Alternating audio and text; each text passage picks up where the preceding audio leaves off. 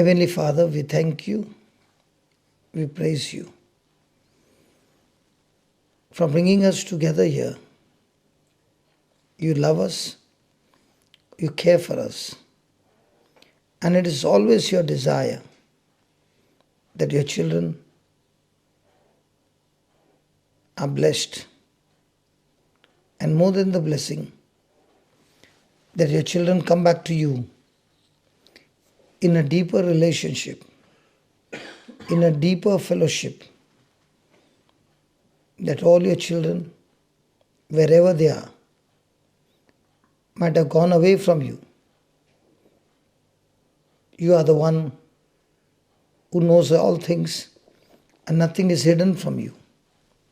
And it is you who is bringing those children who are gone away back to you through your Son Jesus, through His sacrifice,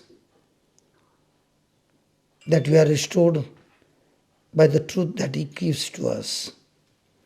So speak the truth to us this evening as we listen to your word, and let this truth help us to know the hidden dangers. Help us to know the secrets and the mysteries of the kingdom of God. O Spirit of God, reveal your truths to us, that we are no longer blinded, but every blindness be removed by the power of your Spirit, by your anointing, that all the captives are set free. In Jesus' name, amen. You are going to study a very powerful truth that we all go through in our life. And the truth is, being made prisoners in this life, where Satan uses his lies to blindfold us and lead us into deeper problems after problems. So, as humans, we have only two problems, just two. One is called as guilt, and the other one is called as bitterness. So, when a person disobeys God's law or God's word, there's a crime that takes place against the law of God, and that's why the person, when he makes that mistake, he gets into a guilt feeling that I shouldn't have done it, but I've done it, and because of which it condemns a person, keeps that person in bondage, and is not able to come out. Because the devil keeps reminding the person of the mistake that he has done or she has done. Might be extremely in the past. The other day I met one man, must be about in his 70s. But he's being tortured with thoughts what he did when he was in school. He's in his 70s and he just can't come out of it. There's guilt of all the bad memories that he has done by disobeying God. Possible? Second is, you have not done mistake. You are a good person. But something happened in your life where somebody came and caused mistakes in your life, even though you are innocent, and what they did to you, those memories give you hurt feelings. Possible? And these two things keeps a person in bondage for years, and they become prisoners. Somebody would have abused you, spoken bad about you, physically assaulted you, and that memory keeps you haunting, that it keeps playing on your mind again and again, and the person has become a prisoner. One, because he had made the mistakes. Two, He's not the one who has made the mistake, but somebody else. In both these cases, the person becomes a prisoner in his own body, in his own life. Possible? And every time you remember, the devil always reminds you of the past. Because he knows, as long as I remind this person of the past, this person will be in condemnation. This person will be in guilt. And the only way that a person can be set free is asking God for forgiveness. And that's what Jesus came for. He came to this planet Earth to save mankind, not only from sin, but also from the sin nature. And only His pure sinless blood can bring forgiveness and restore us back to our original life. Praise God. Praise God. So if you are trying to come out of it, taking medicine, taking advices, listening to worldly ways, knowledge and all that, the person can take all the medicine to get peace, but the root still remains. And in both the cases, whether it's guilt or bitterness, the person can go on a journey so deep that he's ashamed of himself. He cannot live a normal life. He is a prisoner, and in that prison he is oppressed, he is depressed, and he might even reach a position where he doesn't want to live anymore and wants to give up his life. So today we are going to learn what is the way out. So the first thing, if you have mobile, on your chat, on your notes, please write this, because this is what is going to help you forever. And if you got friends with you, please forward these truths to them. You will be saving somebody from committing suicide. Write down, guilt is the result. Guilt is the result of something I have done wrong. Guilt is the result of something I have done wrong. And guilt makes me a prisoner. Has this happened in our life? Yeah. Have you done wrong? And every time you look forward that God is going to bless you, the devil keeps reminding you of your mistakes.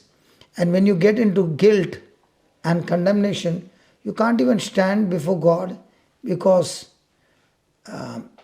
you find yourself totally unworthy in the presence of holy God. Second is bitterness. Bitterness poisons us, and bitterness is my reaction. Bitterness is my reaction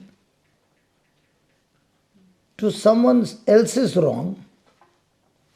My reaction to someone else's wrong, or my perception that someone else has wronged me. Today I was talking to my wife, and I was talking about somebody who has gone into depression. So when I was talking to her, she said, the only depression I experienced was when you were causing trouble. See, I like to talk to her. So I said, most of the time I'm out of the nest. The children who are in the nest, she had some responsibility. Now children are out of the nest, they are married. She's alone.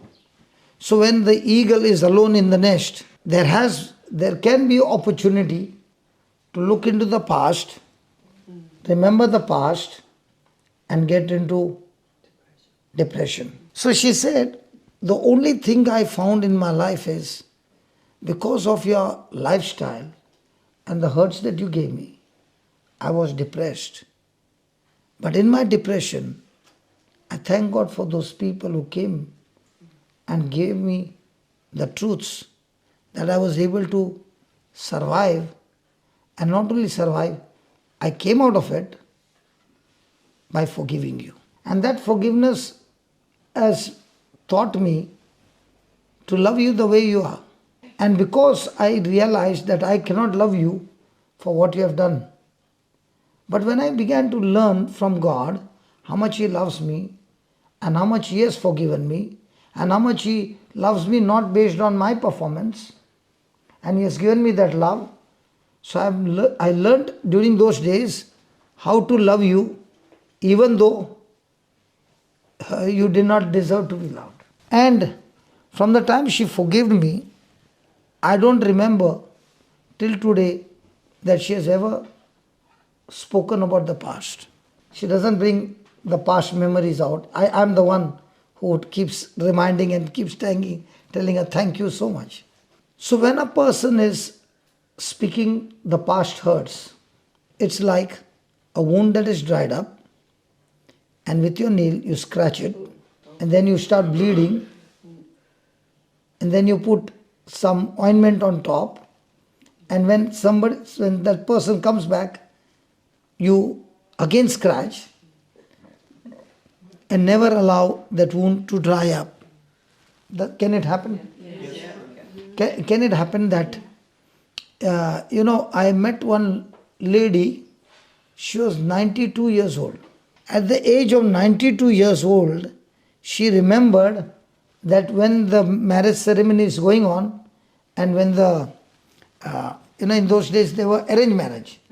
So when it would get arranged, from the boys' side they had to give something to the girl's side, and that was not given. We might laugh, but she kept remembering the children are there, the grandchildren are there, okay, but she said, I cannot forgive that. So after explaining, at 93, 94, after explaining, she forgave and she was healed. Imagine, that incident has kept her in bondage. It can be a silly thing, but the enemy can use any silly thing to hurt. And especially in marriage, where the boy has come from a different family, the girl has come from a different family, the families are getting together. Can it be possible that something happened knowingly, unknowingly, and that same tape is being played again and again? So will that wound ever get healed, or the person is a prisoner? In Irish culture, they remember. Down from generations. An elephant never forgets. So by remembering, does it give you joy and peace? No. But by doing that, are you a prisoner? Yes. Write down. Forgiveness sets us free. Forgiveness sets us free from both guilt and bitterness. So when you choose to forgive, two things happen.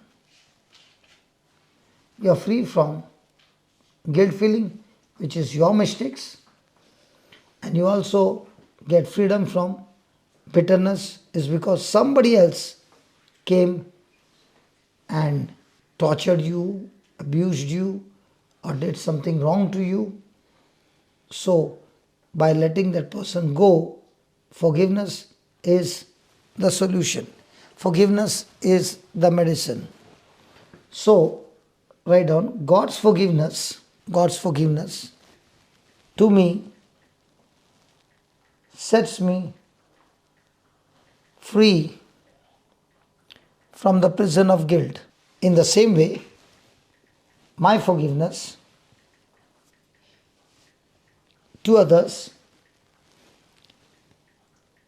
sets me free from the prison of bitterness.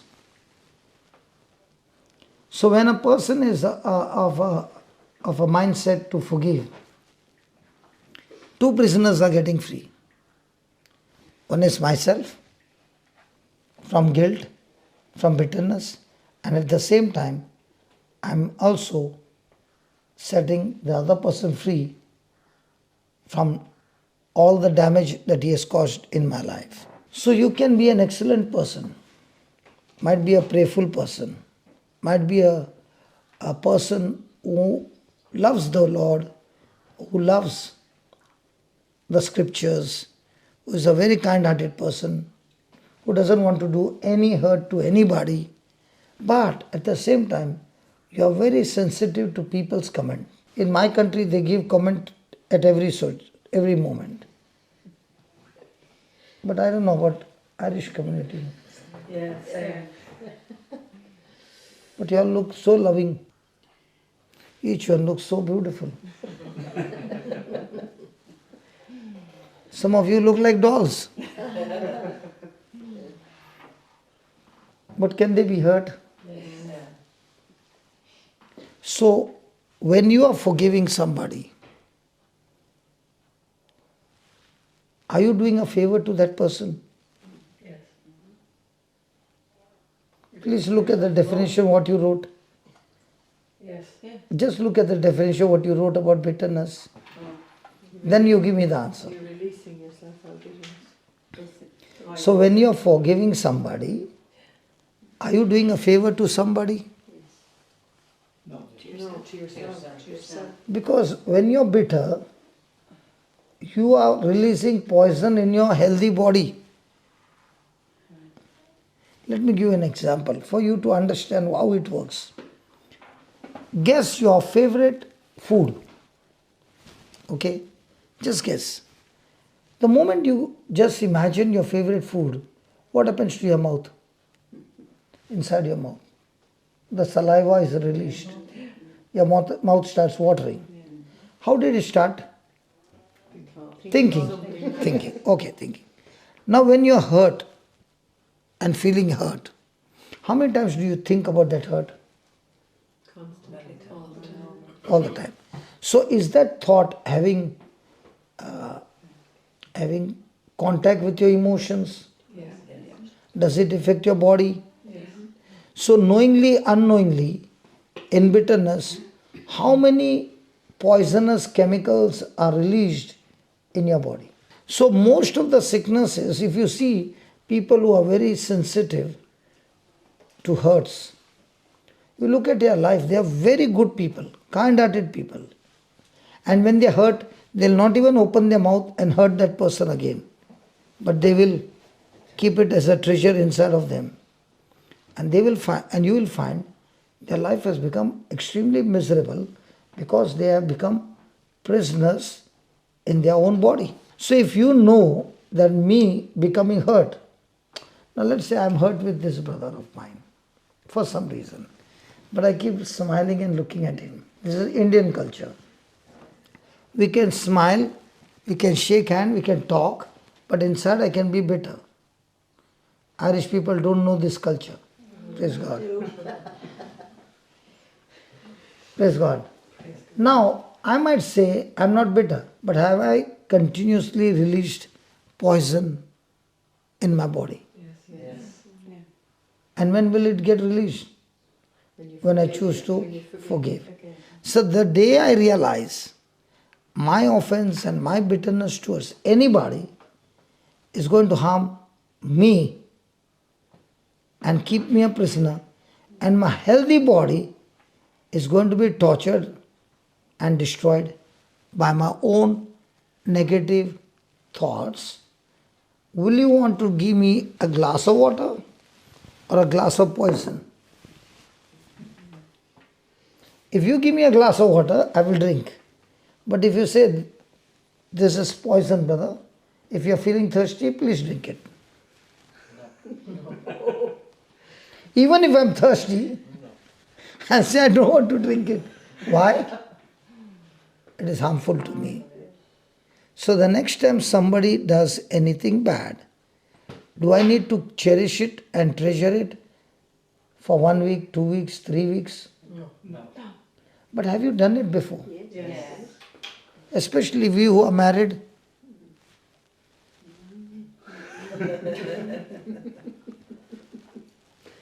Possible? Yeah.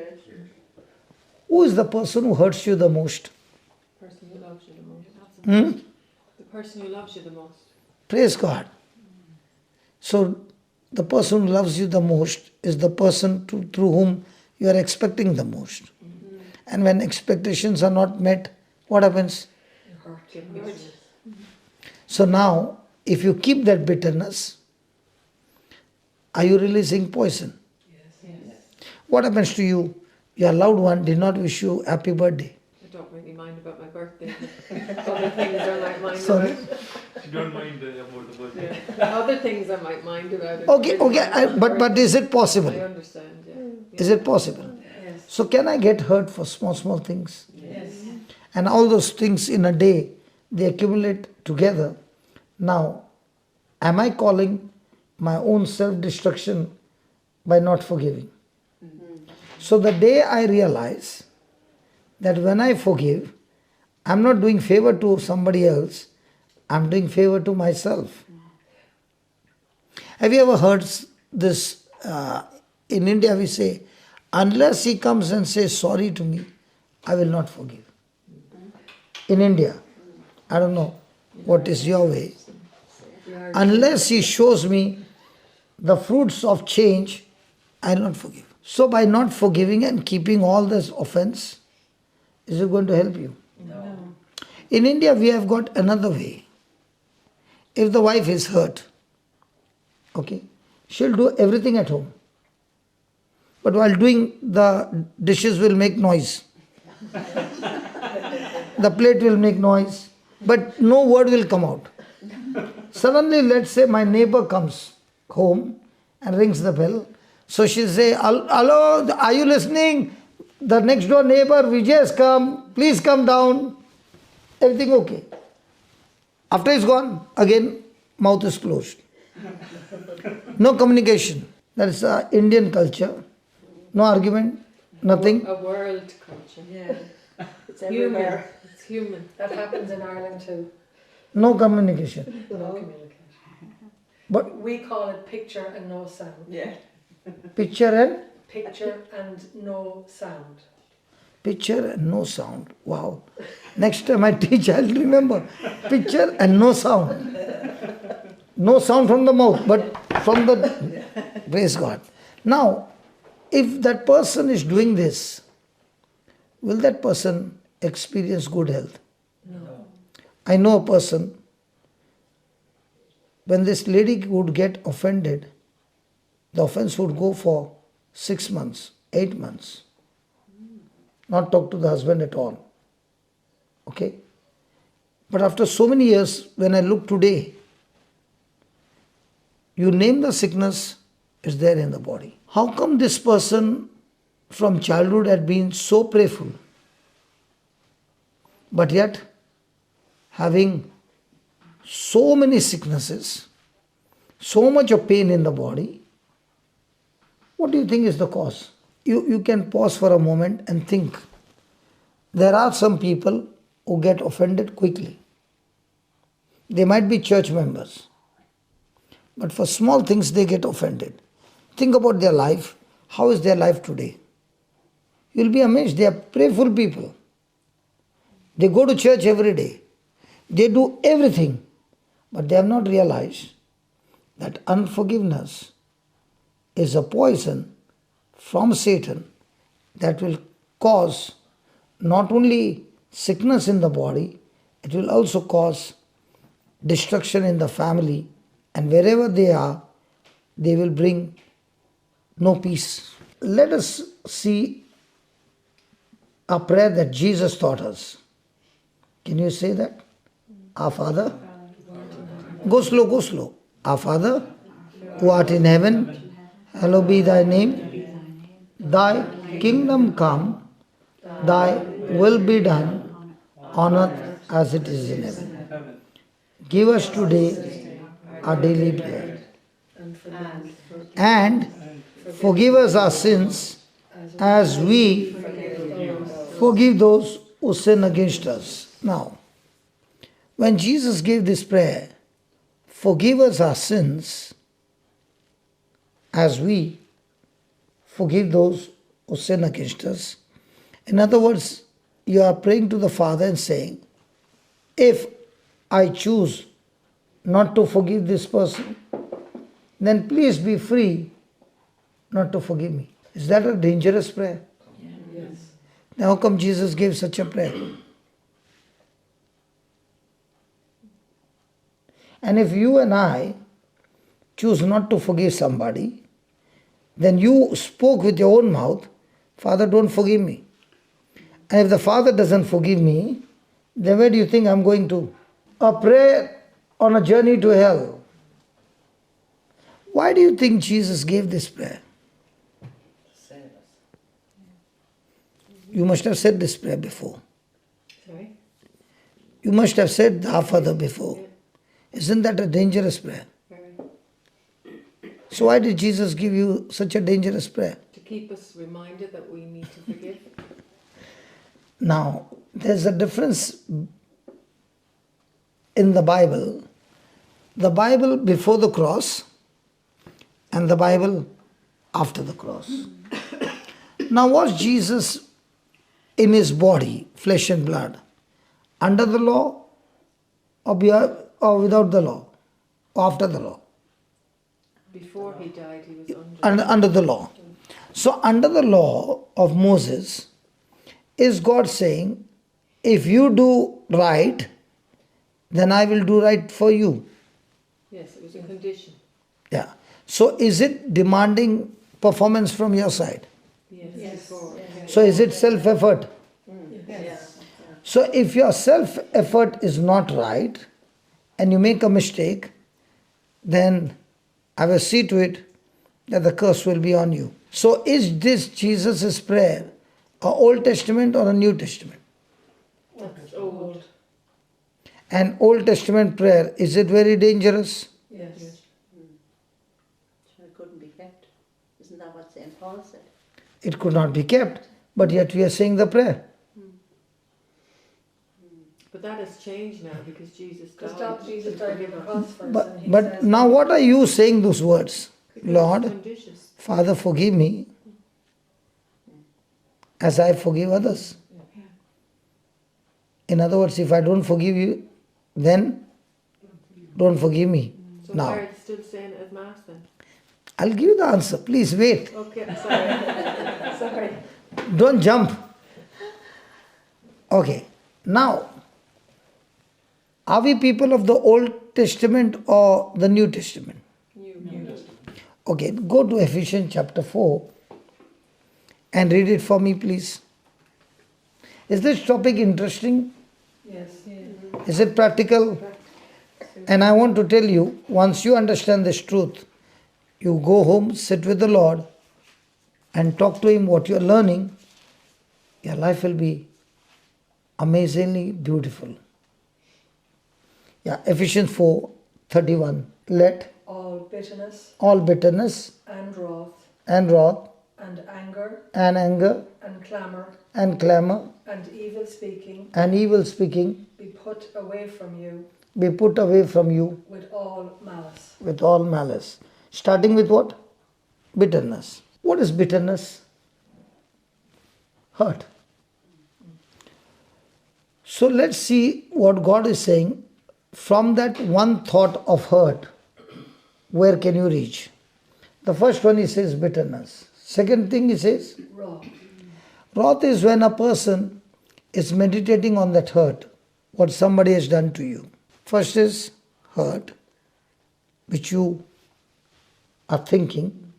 Second, you are thinking it so much that it is turned into anger from inside. Then, Anger. now when you look at that person, you don't even want to look at that person. You are angry. That person is the same person whom you told one day, I love you so much.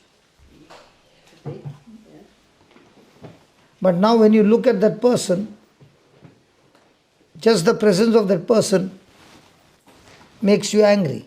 Then third, Clamour. clamor is when? I'm not sure. What is the meaning of the word clamor? Noise. Noise.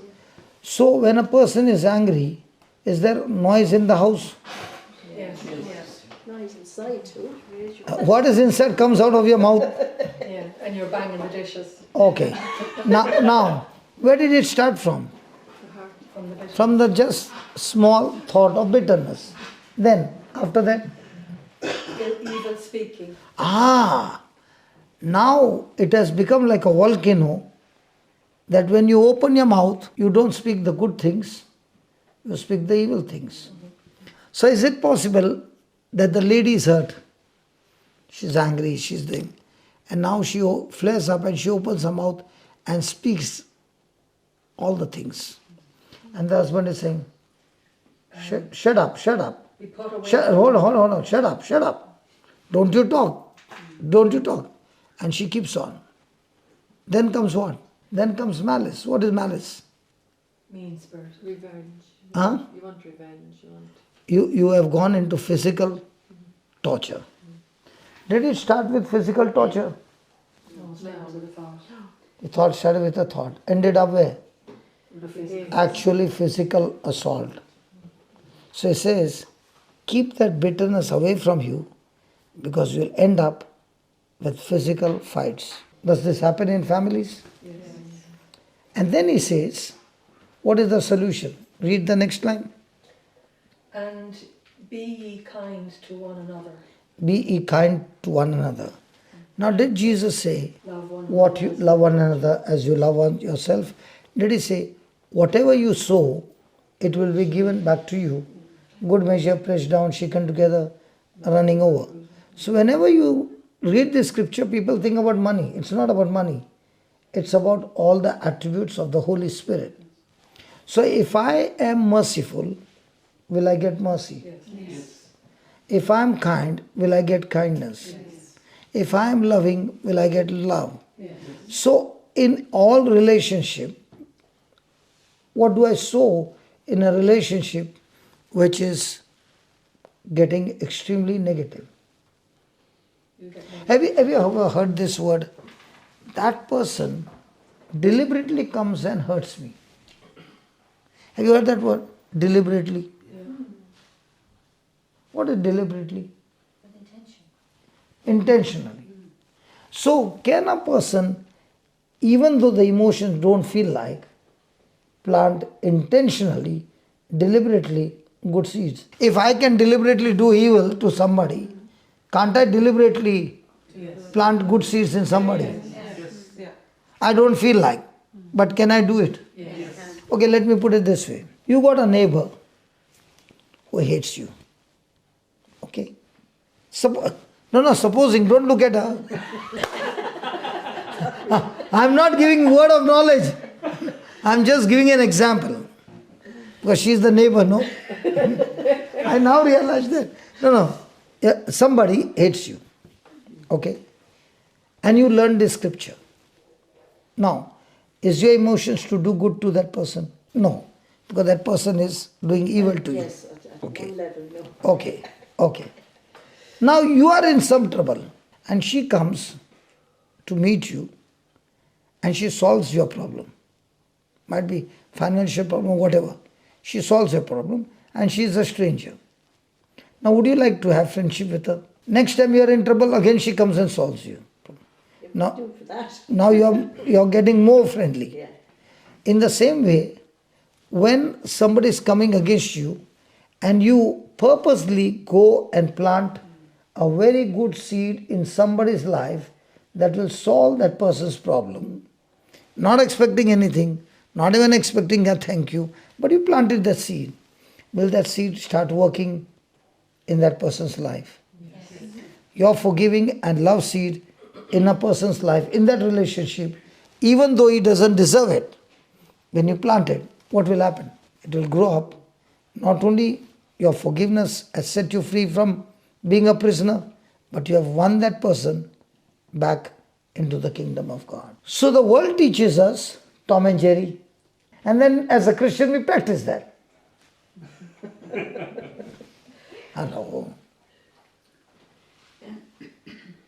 But intentionally, you are learning from Jesus and you're planting those seeds. So now you're kind, you're merciful, even though that person doesn't deserve, will that person change?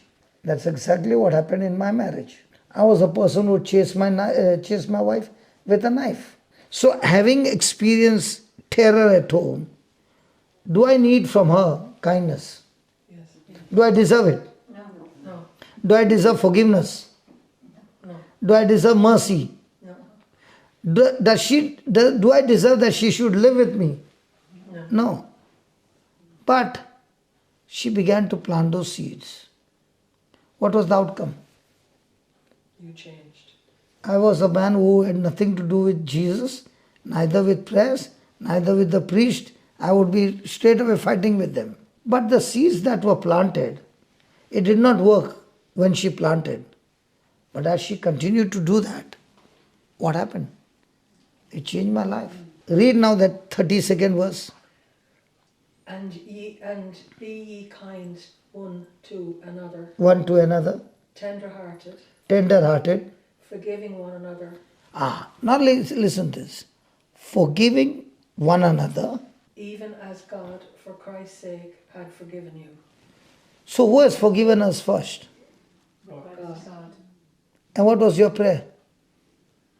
Forgive us our Forgive sins. us our sins as we forgive others. The reverse of it. But now, has God forgiven us? Yes. And with that forgiveness, now, am I able to forgive others? Yes. Now, forgiveness is, let's say A was going and B came from behind and dashed his car. And the repair charges were about 10,000 euros. So B said to A, I'm extremely sorry, please forgive me. So A said, okay, no problem, I'll forgive you. But please pay that 10,000. Is that forgiveness? Why are you thinking so much? Is that forgiveness? No, it's conditional. Why not? It's not forgiveness. Because the word forgiveness is Letting go. taking somebody's burden on yourself and letting that person go free is forgiveness. In other words, cancelling the damage caused by somebody and taking that damage on yourself is forgiveness. So forgiveness always has a transaction. And the transaction is the person who forgives pays for the damage caused by the other person and lets him go free. So do we forgive based on the transaction that has to take place, or do we forgive based on emotional feeling good? Emotions. If Jesus had not taken our sins on him, our wrongdoings on him, and paid the penalty that we deserved, he would not have any right to say, Father, forgive them. Because the person who forgives is saying, I choose to willingly take your burden on myself, and I'll pay for the damage, and I'll let you go free. That's forgiveness. So, read that 32nd verse again, please. And be ye kind one to another, Okay, tender-hearted, okay. forgiving one another, Forgiving one another. even as God, for Christ's sake, had forgiven you. So, God has forgiven us for whose sake? For Christ's sake. Without Christ, God cannot forgive because He is a just God. He is a holy God. But because Jesus has paid the penalty as a substitute for us, He is able to forgive us because the penalty has been paid by somebody who is innocent. So forgiveness is a person who is right accepts the burden of the person who is wrong and pays for the damage, even though it is absolutely unjust, but still he wants to do it because of love. Brother Johnson, how do you deal with people who say they don't believe in God if you're trying to help them find forgiveness or, People by nature will not believe what you are saying. yeah. But when you start praying for the spirit of unbelief to be cast out of them, then only a person can believe. If today we are believers, it's only because of God's grace that the gospel was preached and that spirit of unbelief was cast out, and that's why we could believe. Because before this believing, it was not possible that even though so many came and gave me advice and counseling and all that, I said it's all rubbish. So before I can talk to that person, I have to fight a spiritual battle of casting out that spirit of unbelief. So it's a process where you not only make that prayer, but when you look at that person, even though the fruits are wrong, you still say, thank you, Lord, that this person is set free. Now you will say, isn't that a lie? Okay. What do you do in winter when your temperature might be 2 degrees? What do you all do? Put fire on your body. Turn up the heat Turn up the heat to whatever temperature? and wear more clothes. Or is there a thermostat Yes. that talks to you what temperature you want? Yes. So you set it up on what temperature? 50? 20. 20, okay. Now when you set it on 20, will the room temperature go above 20? No. Why not? Because you've set the thermostat. You set the thermostat. In the same way, when you look at a person full of unbelief, what comes out of your mouth? Thermometer or thermostat? Thermometer will tell you the current temperature. So the current temperature is 2. But you don't set it on 2, you set it on 20. So whatever you are set on, is the thermostat responsible to bring that room temperature to 20? Yes. But what if you have the heater and you set it on 2? It won't do anything. In the same way, when you see people who are unsaved with your senses, you open your mouth and you speak like a thermostat or a thermometer. Really? If you look at a person, let's say he is a drunkard. Let's say he is a drunkard. And you see him drunk. And you are praying for him. What comes out of your mouth? Somebody says, hey, how is Mr. So-and-so? What will you say? What to talk is drunk there. So what came out of your mouth is what you feel or what you prayed. What you feel. What do you see? Correct? So most of our prayers are thermostat, but when we confess like a thermometer. So now, are you the person who is cursing him? Or are you the person who is getting him out? So most of the time, when we talk to somebody, do we talk like a thermometer or a thermostat? Whenever Jesus spoke for any healing, did he speak like a thermometer or a thermostat?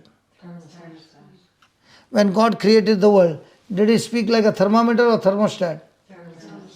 All the prophets, everywhere it is recorded, they spoke thermometer or thermostat. So we are Christians who say we are believers, but we believe in thermometer setting or thermostat setting. So even though I look at that person, he looks to be drunk. What do I say? Thermostat or thermometer?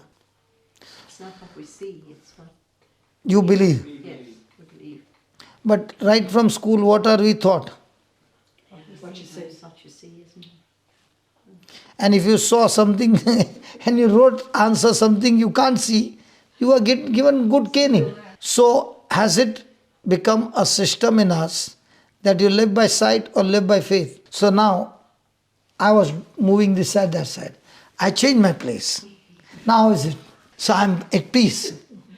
So in the same way, when I change my position from a thermometer to a thermostat, I'm at peace before the temperature can come in. So what will the thermostat do? The thermostat will put pressure on the machine to work and work and work and not go on a sleep mode until the temperature is achieved. So your word of faith will put pressure on the system and make it work until the person for whom you're praying for is changed. So are you supposed to get him, or your words of faith should get him? And what are we doing? We're trying to humanly. Our words are sight, but we work on him like we are operating in faith. So most of the time we Christians are thermometer Christians or thermostat Christians. If I believe, the scripture says that God has forgiven me for Christ's sake. Do I really believe? Yes. How much has He forgiven me? My past, present, future. The penalty would come how much? No numbers. Now, don't misunderstand me. If she has done something wrong to me, based on what I have received, how much should I give her? So when I understand that the Father who has given me so much of release, debt cancellation for the crime that I've done against heaven, and what she has done against me is what? Just a pinch. If I understand how much I'm forgiven, then it becomes quickly for me to forgive that person because of my consideration. So what do I consider? What she has done against me, or how much God has paid the penalty for me to release me. If I consider what Jesus has done for me, then what she has done against me is nothing. So if I believe I've received, then it's easy for me to give. Somebody came and gifted you 5 million euros, and this lady owes you 100 euros. Will you go and catch her throat now? No. You'll say, forget that 100, I'll give you another 100. Are you following? Yes. It is only when you understand the scriptures and consider scriptures, your way of thinking begins to change. That is why Jesus said, go to the ends of the world and teach everybody how to pray. What did he say? Go and give the good news. Go and preach the gospel. Making them disciples means disciplining them no longer to live by sight, but discipline them in such a way they live by the gospel truth. Do we do that? Because we have learned the other way around. If I went and dashed somebody's car, then that person will say, pray for me.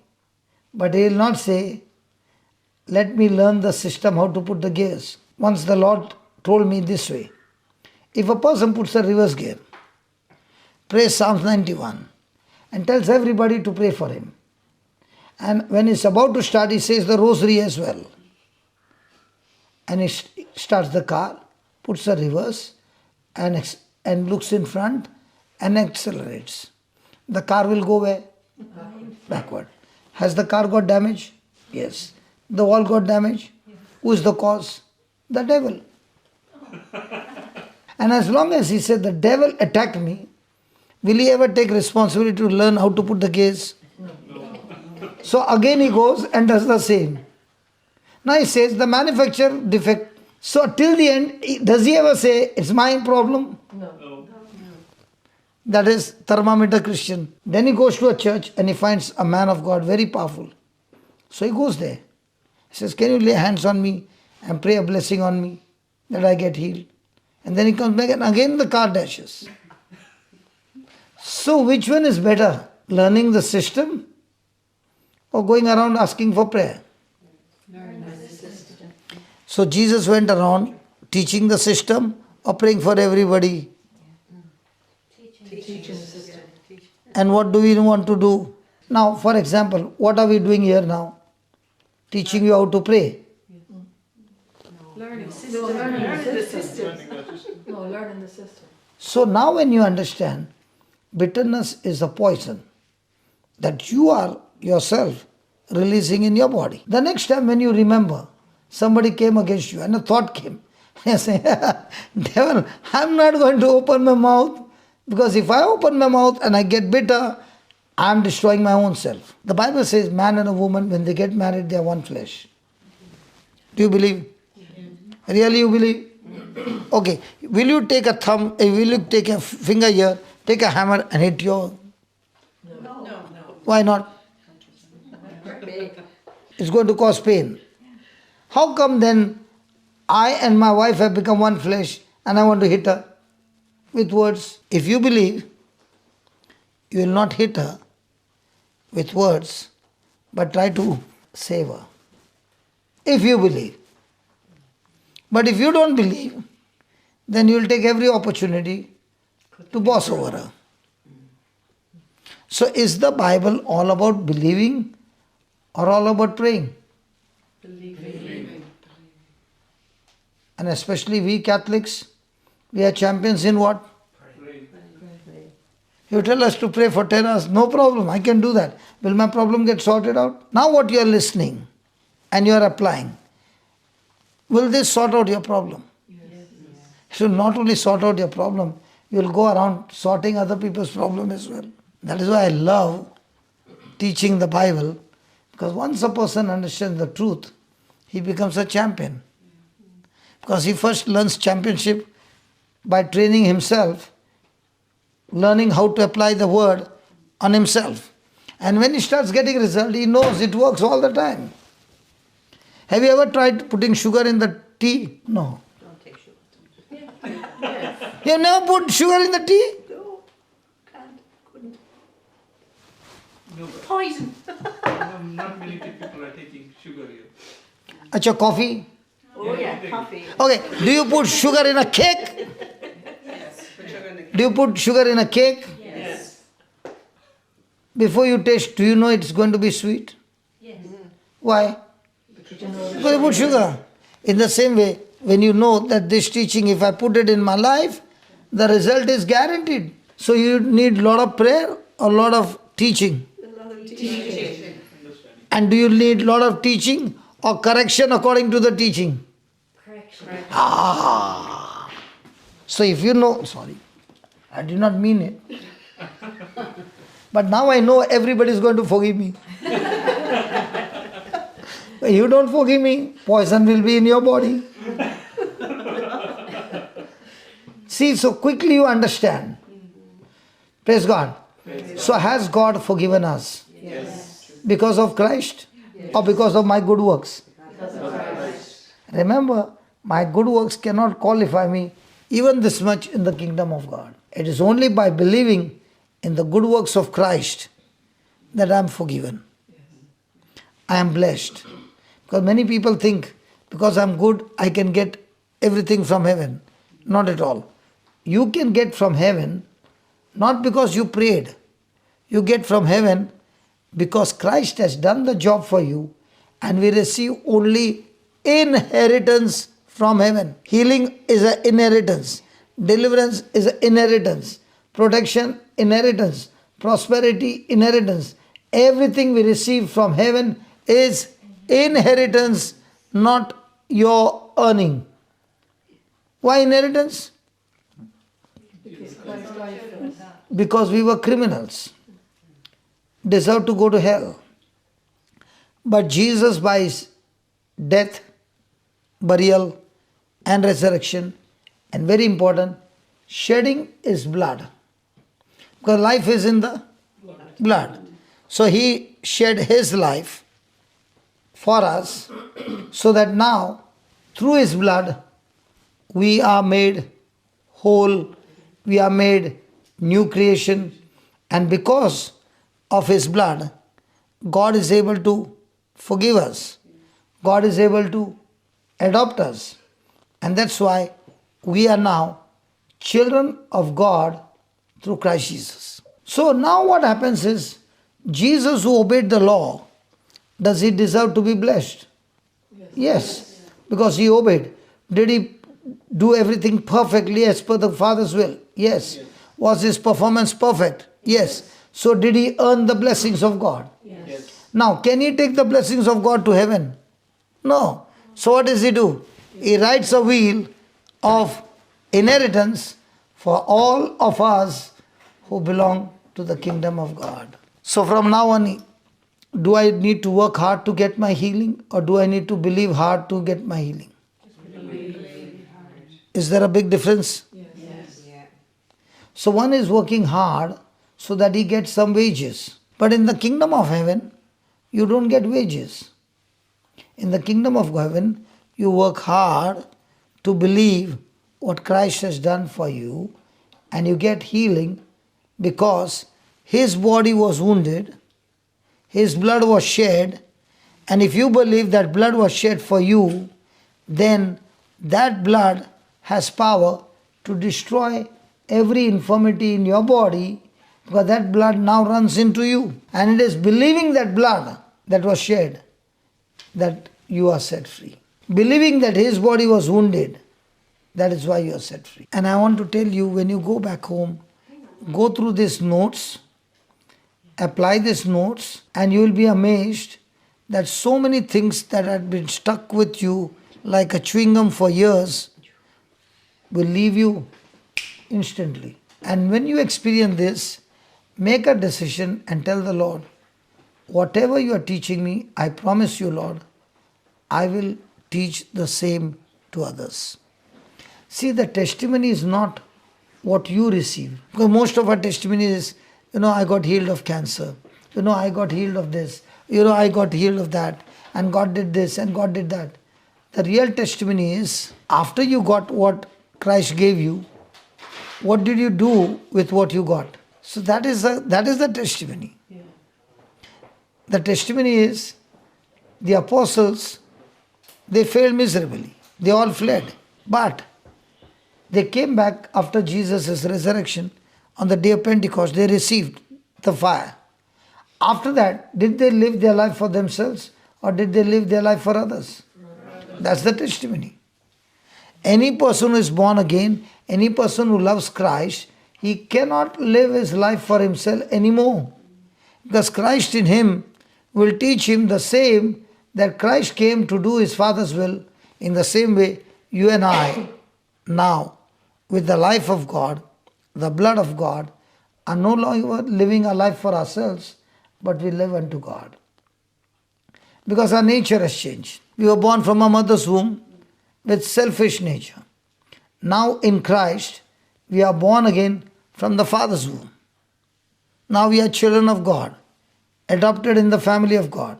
So we no longer live a life of self-centeredness or selfishness or self-ambition, but we live a life unto God, so that, how do I know how much I love God? I know how much I love God. With the same proportion I love others.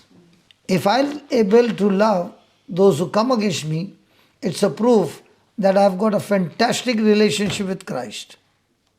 If I'm not able to love those who come against me, it's a proof my relationship with Christ is very fragile. So how do I get this practice?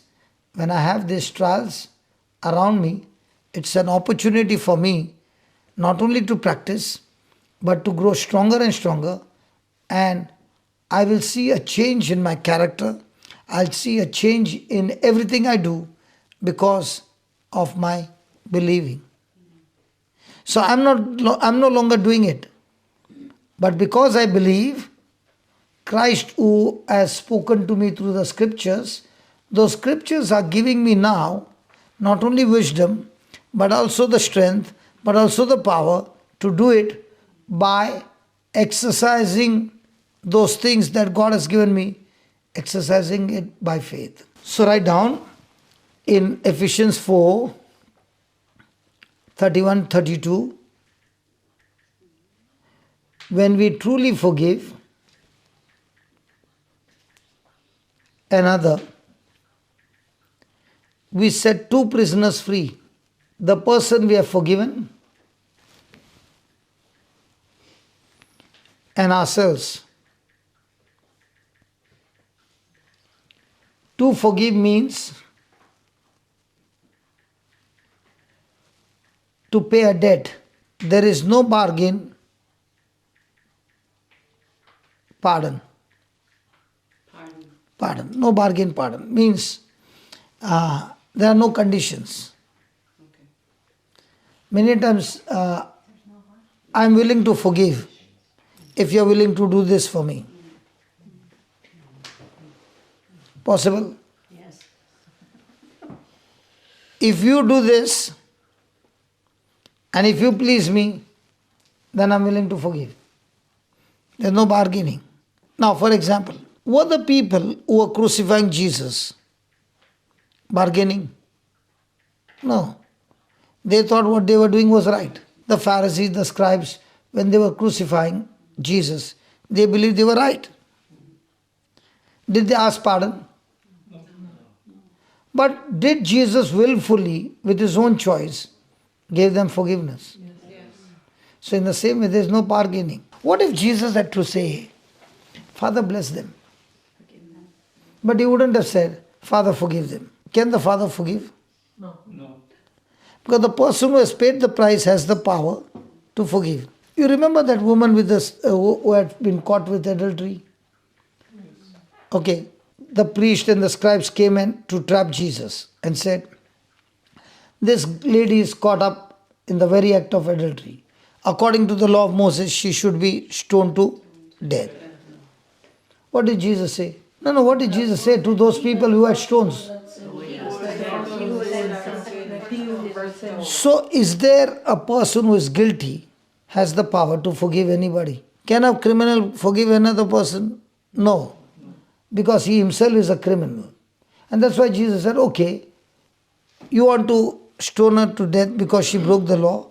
Okay, if there is anybody here who has not broken the law, pick up the stone and hit her or kill her. Could anybody do it? No. Because everybody had broken the law. Yes. Who was the person who could hit her? Jesus. Jesus himself. Now, did he let her go free? Yes. So now the same Jesus, through his blood, did he say, Father, forgive them? Yes. So have we now found forgiveness? So are we now guilty or condemned? Are we guilty or condemned? Or we are set free? Now, do I have the power to forgive somebody? Yes. So write down Matthew 6:12.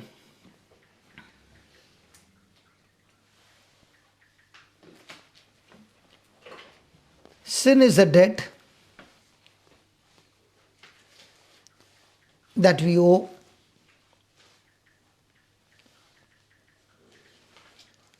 We have sinned against heaven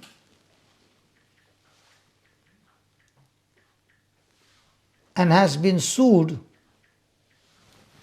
for the damages.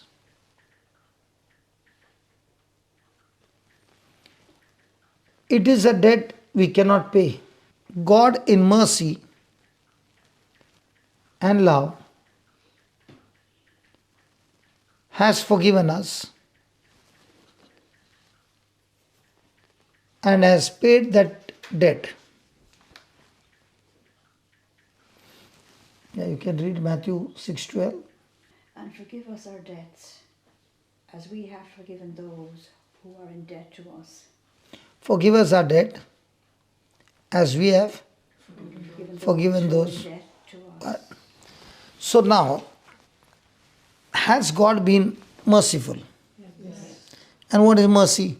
During the Mass we say, no, Lord have mercy, Yeah, Christ. Christ have mercy, Lord have mercy. If the priest has to ask you, what is mercy? Forgiveness. Mercy, Susan? God not giving us what we deserve. God not giving us what we deserve. What do we deserve for the crime that we have done? Penalty of death, hell, damnation forever. But when God forgives us and lets us go free, what is that called? Mercy. But can there be a mercy without somebody paying the debt? So has somebody paid the debt? Who has paid the debt? Christ. So is mercy free? No. Is forgiveness free? No. But somebody has paid for it. Yes. And that's why we receive mercy. And because we have now received freely, are we supposed to give that same mercy freely to somebody else? So how many times do we go for confession and the priest says, okay, all your sins are forgiven. And you come back and you say, thank God I'm forgiven. But is that forgiveness free? How many times do we think that this penalty, I did not have to pay anything. I did not have to change anything. I did not have to do so many good works to get this forgiveness. I just confessed, believed, and all the penalty is cancelled. And I feel it's free. It's not free. Somebody else paid for it. And that's why Jesus said, blessed are the merciful, for they shall receive mercy. Who gave us mercy first? Have we received it? Yes. Unlimited. Now when somebody has done wrong, is it easy to give something free which we have received in abundance? So which one is easy? What I have received to give, or to give something that I don't have? Under the law, did you have it? Yes.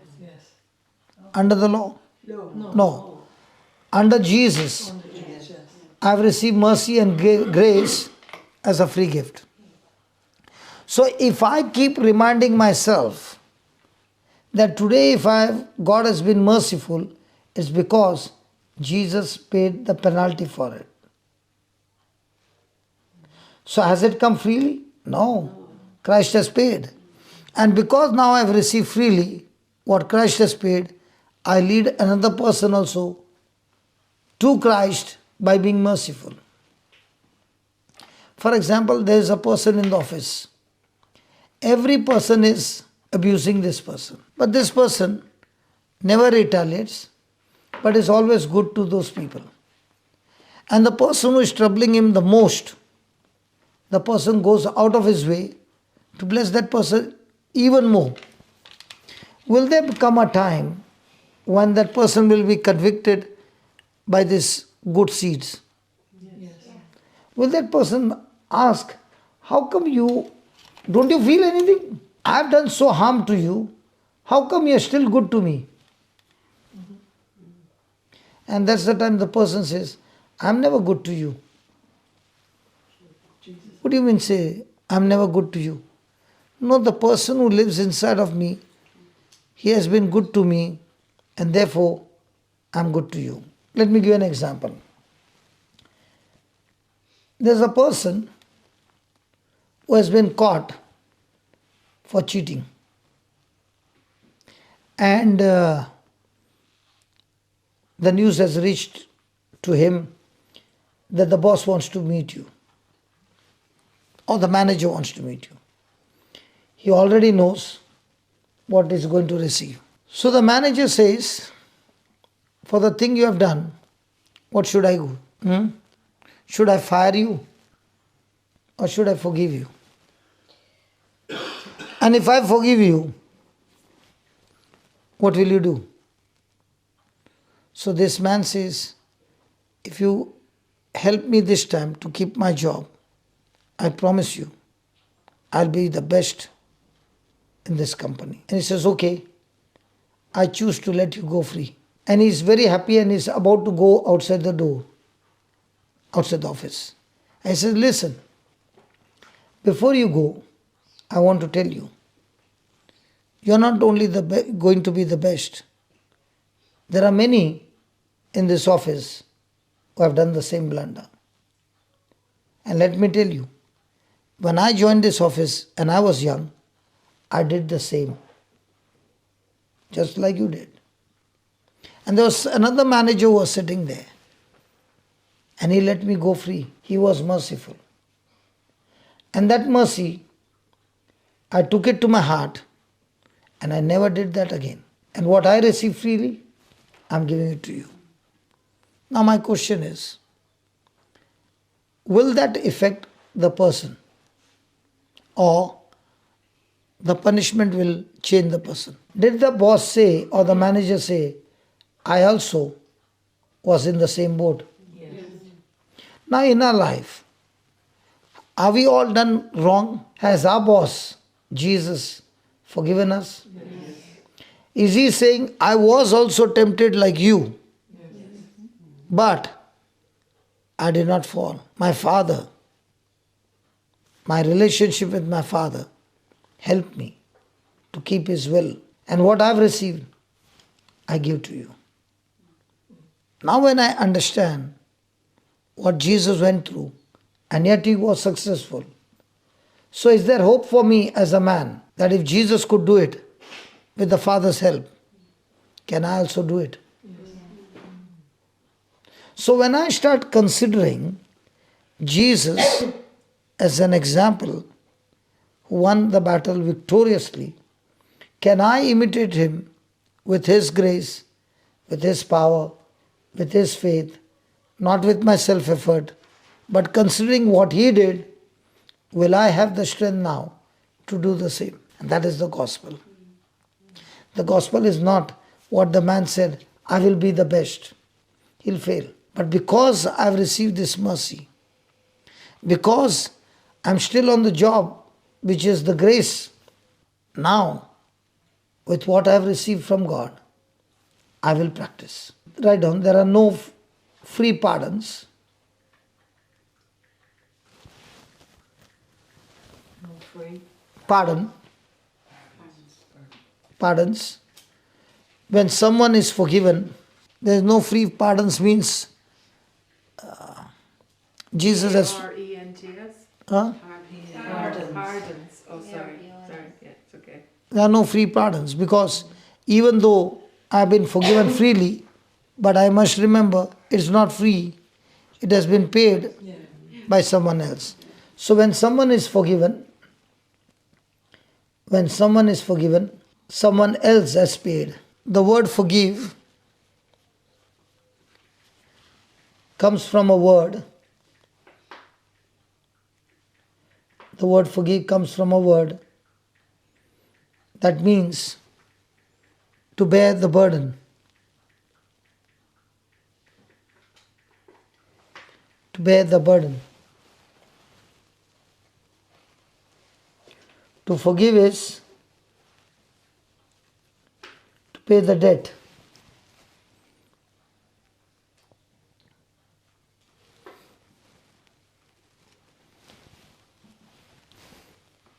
So let's see how the debt was paid.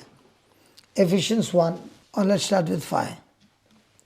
Having predestinated us unto the adoption of children by Jesus Christ to himself, according to the good pleasure of his will.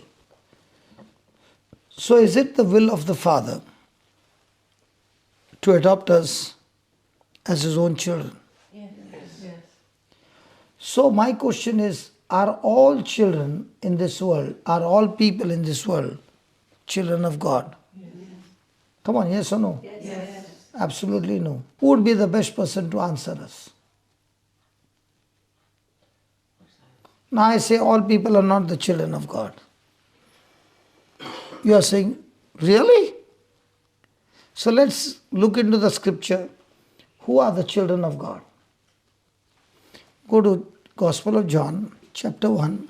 Let's start with 10. Jesus was in the world, and the world was made by him, and the world knew him not. He came unto his own, and his own received him not. But as many as received him, to them gave he the power to become sons of God, even to them that believe on his name, which were born not of the blood, nor of the will of the flesh, nor of the will of man, but of God. So we were born from what? The mother's womb. So when a person is born from the mother's womb, is he the child of God? He is in the kingdom of darkness and his master is Satan. And this infection took place in the Garden of Eden when Adam and Eve got deceived and they disobeyed God. Now God wants to save mankind, but He can only save them through Christ. And that's why Christ came to them and spoke to them His mission. But did the Jews accept Him? No. Did the Pharisees accept Him? No. Scribes?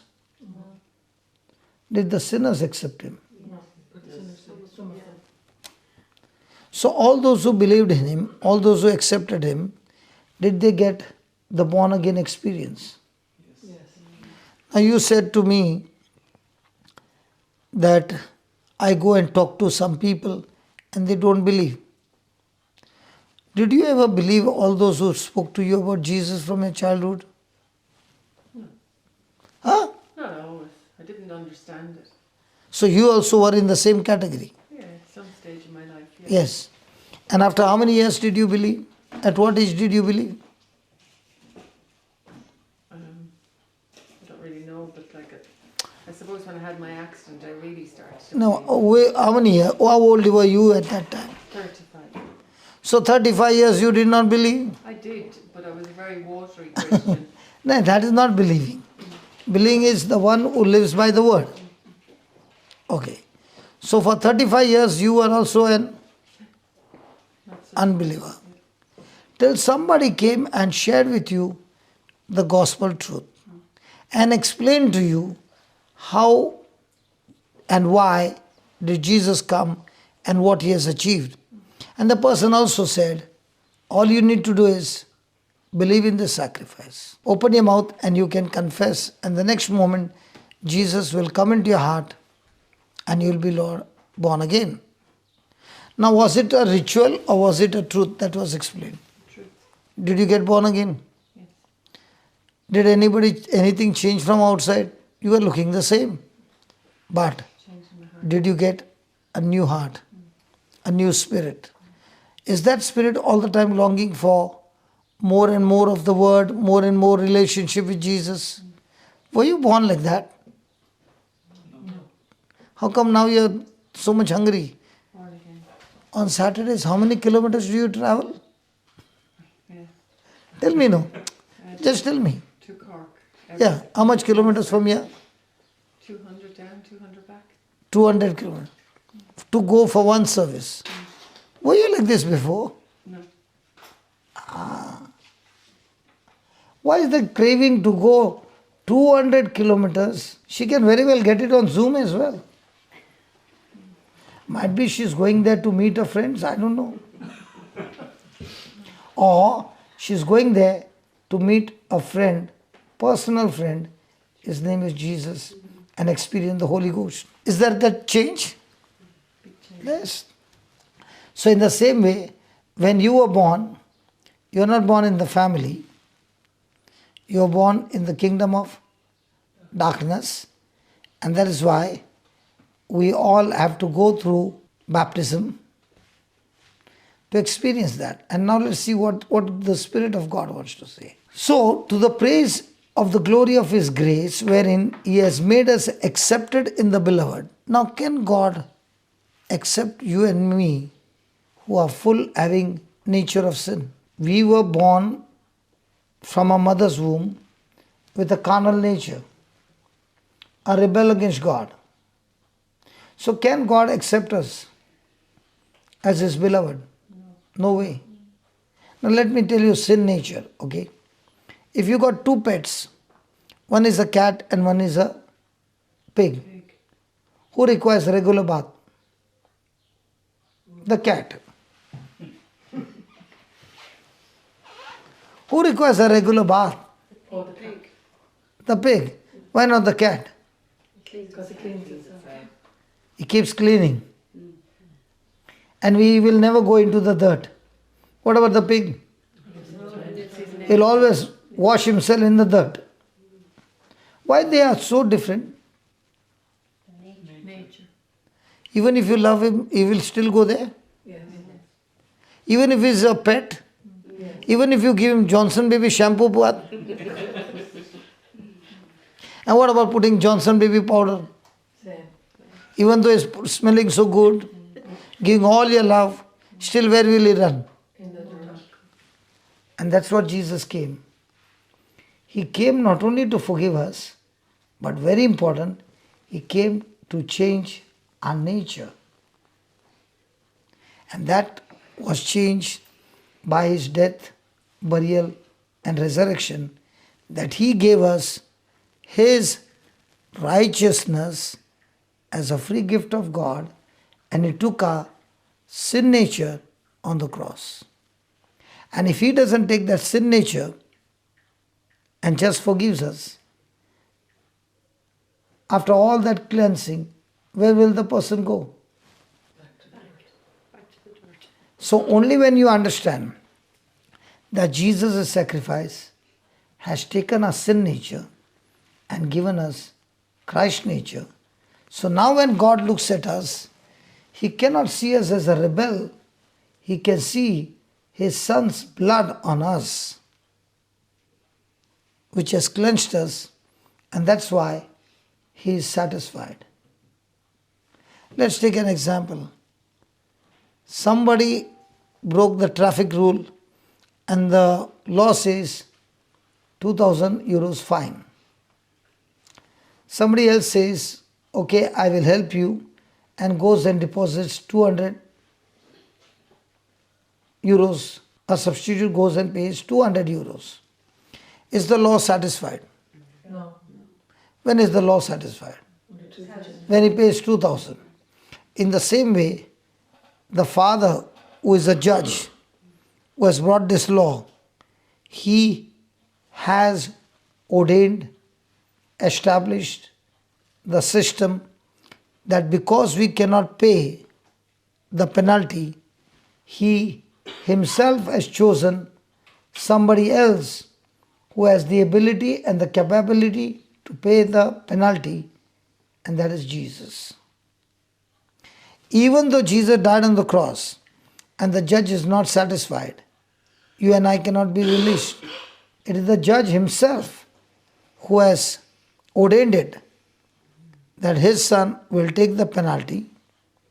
His son shed the blood, take all the punishment, and die in our place.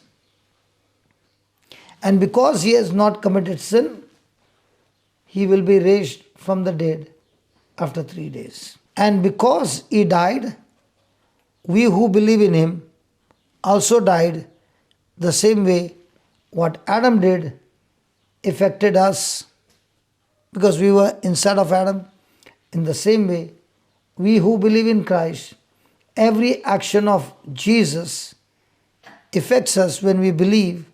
So we died in our sin nature, we were buried in our sin nature, and when we were raised up, that is called as new birth, we were now born again with the nature of Christ. So did you die with Christ? Were you buried with Christ? Were you raised with Christ? Praise God. Do you believe that? Have you been to Jerusalem? Which year? 94. You? Have you been to Jerusalem? No.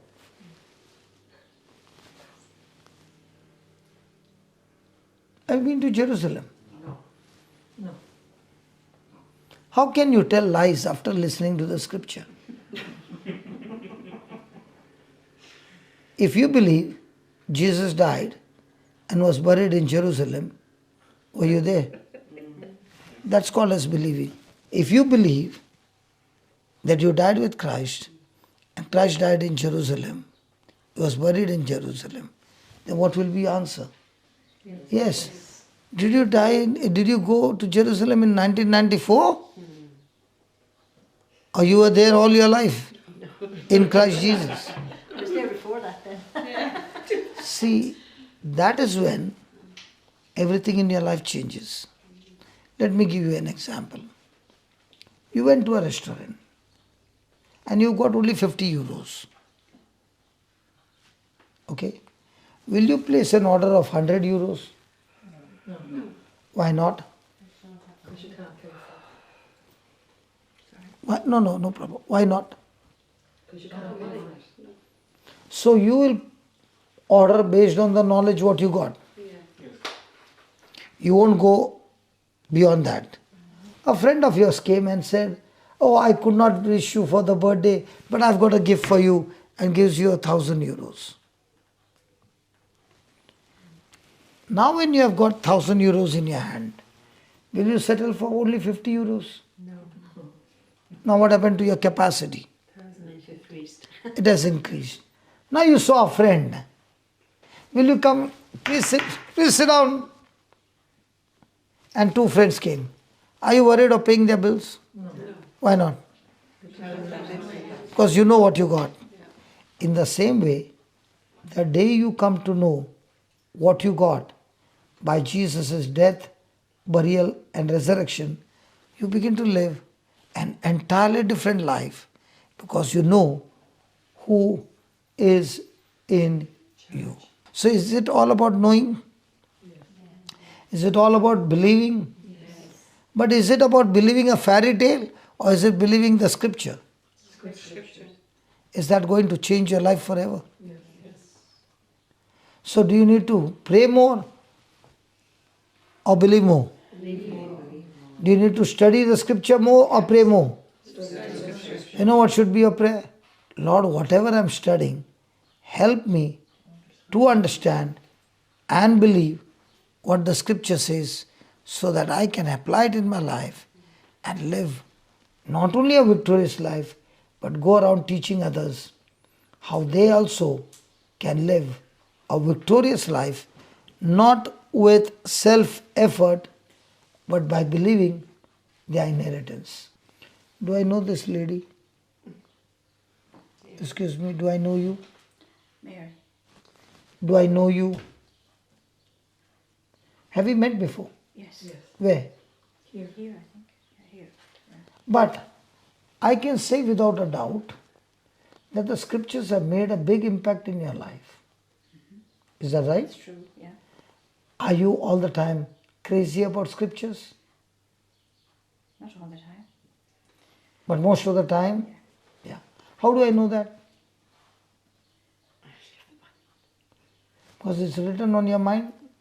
No.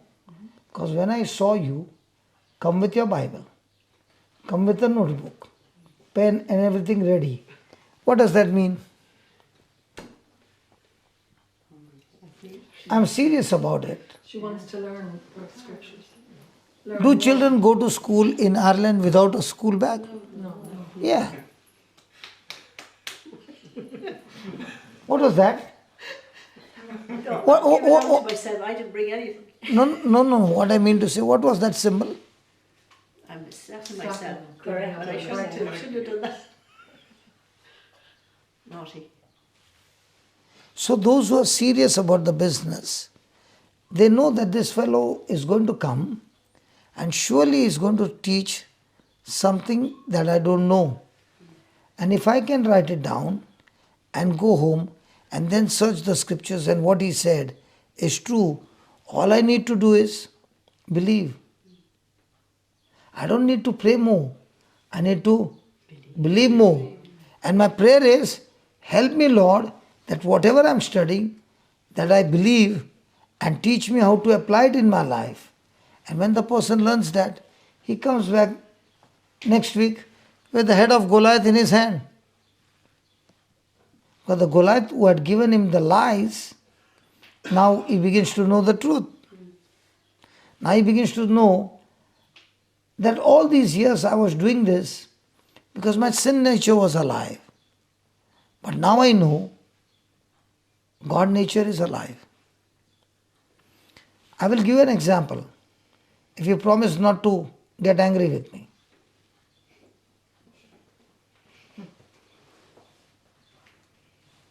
Nobody wants to promise.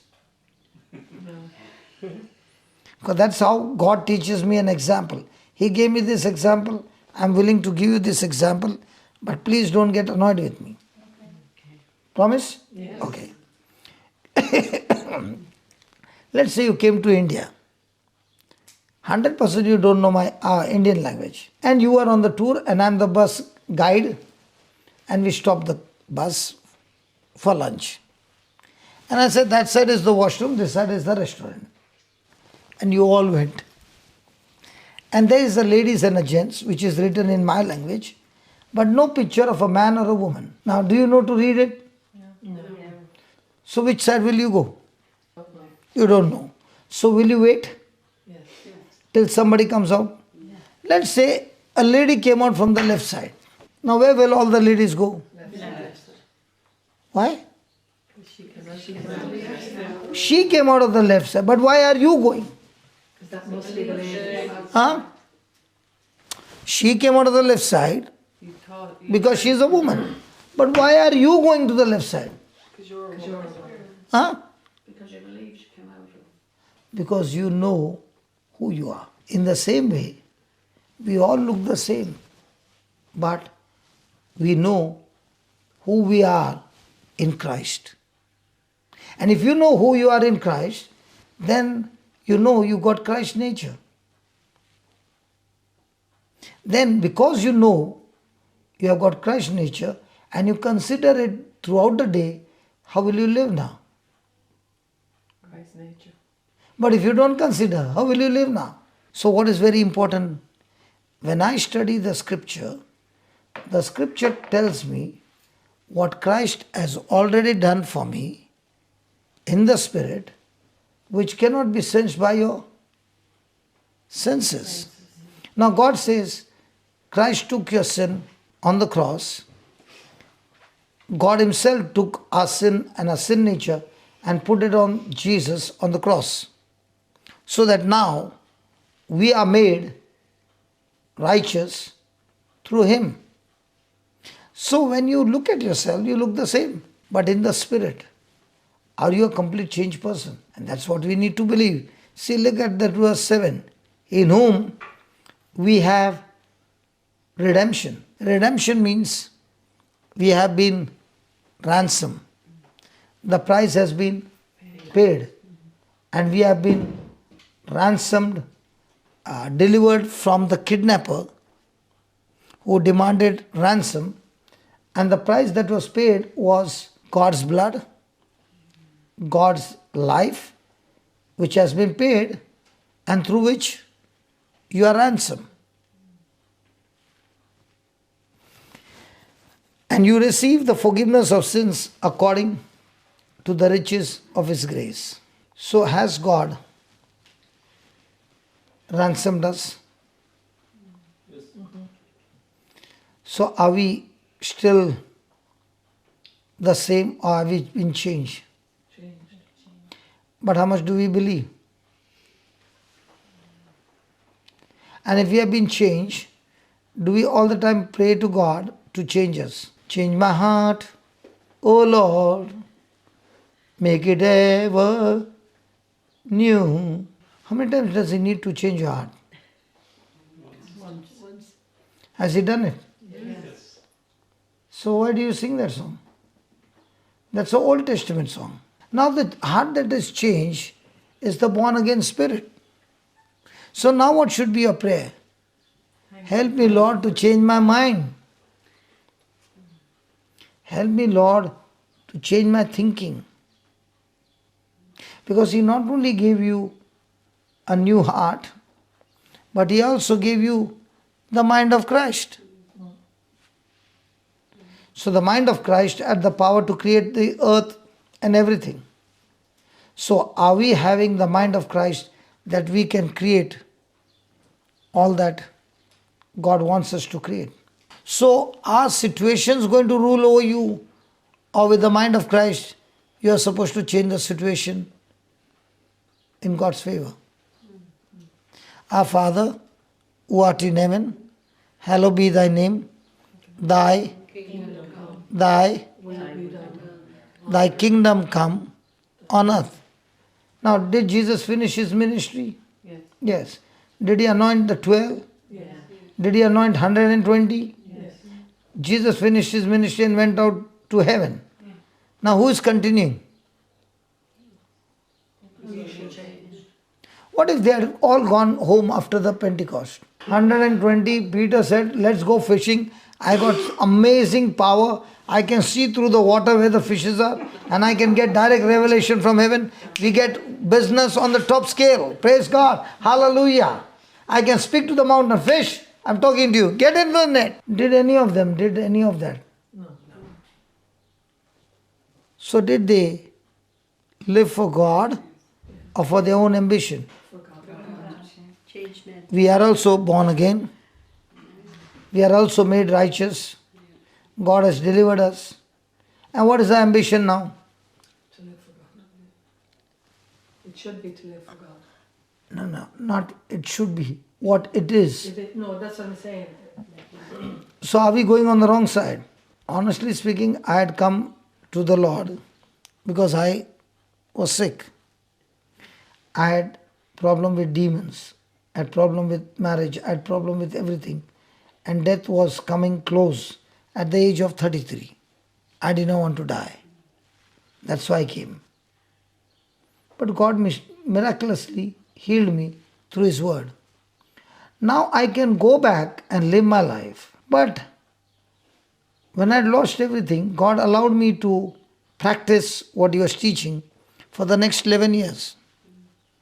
Using the principles of Christ, teachings of Christ, and the business that I started was on rent, but the same business where I blew it up, the same business now began to bless me with the teachings of Christ. Now after 11 years, one night the Lord asked me, what do you want to do? You want to come with me full time or you want to come with me half time? Because it so happened that there was a retreat and I was supposed to go to another state to teach, and I was exporting caravans. They've got the jack caravans where they have a jockey jack. Yes. Okay, that jockey jack is what I was manufacturing in India. And I was also in the diamond industry. So from nothing, God began to bless me and it began to grow. Now I was thinking that the reason I wanted to do this business is I should earn so much of money that I should not depend on anybody outside, that I need to ask money. The money that I earn from the business, I will use it in the kingdom of God. Was it a good desire? And the Lord said, you did not go to that state to preach because my goods which were supposed to be exported, because of heavy rain, the goods were underwater. So I had to stay back to recondition them and send them, otherwise I get a penalty. But what did I use? Excuse, I can't come because there is heavy rain. So God knows my heart, that the reason I did not go was to save the penalty. But the people who heard me, they believed my story because it was a heavy rain. Heavy rain means the water was about 2 floors. So that night the Lord asked me, do you want to continue with your business or do you want to come with me? I said, Lord, I want to come with you. So what do you want to do now? So I said, this goods will go, which I got it ready. But now, whatever job is on the machine, everything will stop by tomorrow morning. I'll stop everything and walk with you, just like Peter and the apostles left their net and followed you. I'm going to do that tomorrow itself. And the next day I went and closed down my running business. Praise God. And my journey began. And I said, Lord, now I won't get the money to pay the bills because I'll shut down the business. How will I do the ministry? And he said one sentence to me. He said, if I take money from you, from your factory, you have everything to boast. That it is because of my hard labor, I earned this money and I'm using in the ministry. But I want to tell you, even though you close down, I'm your God who will supply you the money to do your ministry work. And there will be no boasting from you any moment that it is you earn the money, but it is me who supplies all your needs. I said, okay, let's make a deal. And from then on, I've been doing the ministry absolutely free. All the retreats are free, everything stays free, everything is free. But what I believed, what God said, He has been faithful and is carrying out the ministry now 25 years. Many times I think, if I had not closed down and worked full time, I don't think so I would have covered up so many people, so many places, because my work would demand me to come back. Are you following? When I let go of my business, I let go of all the money. But on the other side, when I got connected to God, He took care of everything and He's still taking care. And when I started my journey with Jesus, I did not have money to eat a single breakfast. I did not have a home. And my journey began. And today when I look back, every day at least 300 people are fed every day from the ministry. Same person without the teachings of Christ. Same person with the teachings of Christ. Not working in where I get the wages, but God has been taking care of everything. So even when I come to Ireland or UK or whichever country, I buy my own tickets. And when I come, there's only one desire. Lord, what you have given me freely, I want to teach everybody whom I can these truths. And when they practice these truths, not only they are set free, but they themselves can go like the apostles and do the same job, because it's the truth that sets people free.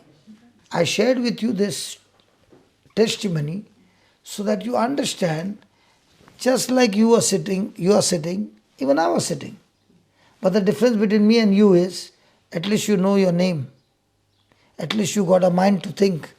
I did not even know my name when I started my journey. Never opened the Bible. But when I found that everything that I want in this life and every life that God has purposed in my life is all in this book, which is a secret, which I need to seek, search, and the Holy Spirit will teach me.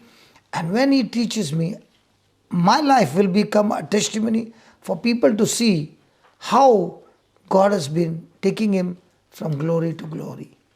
Because when I began to understand the scripture, I began to understand I am a child of God, and being a child of God, I don't work hard to get from God, I get His inheritance. My dad has got a wedding hall.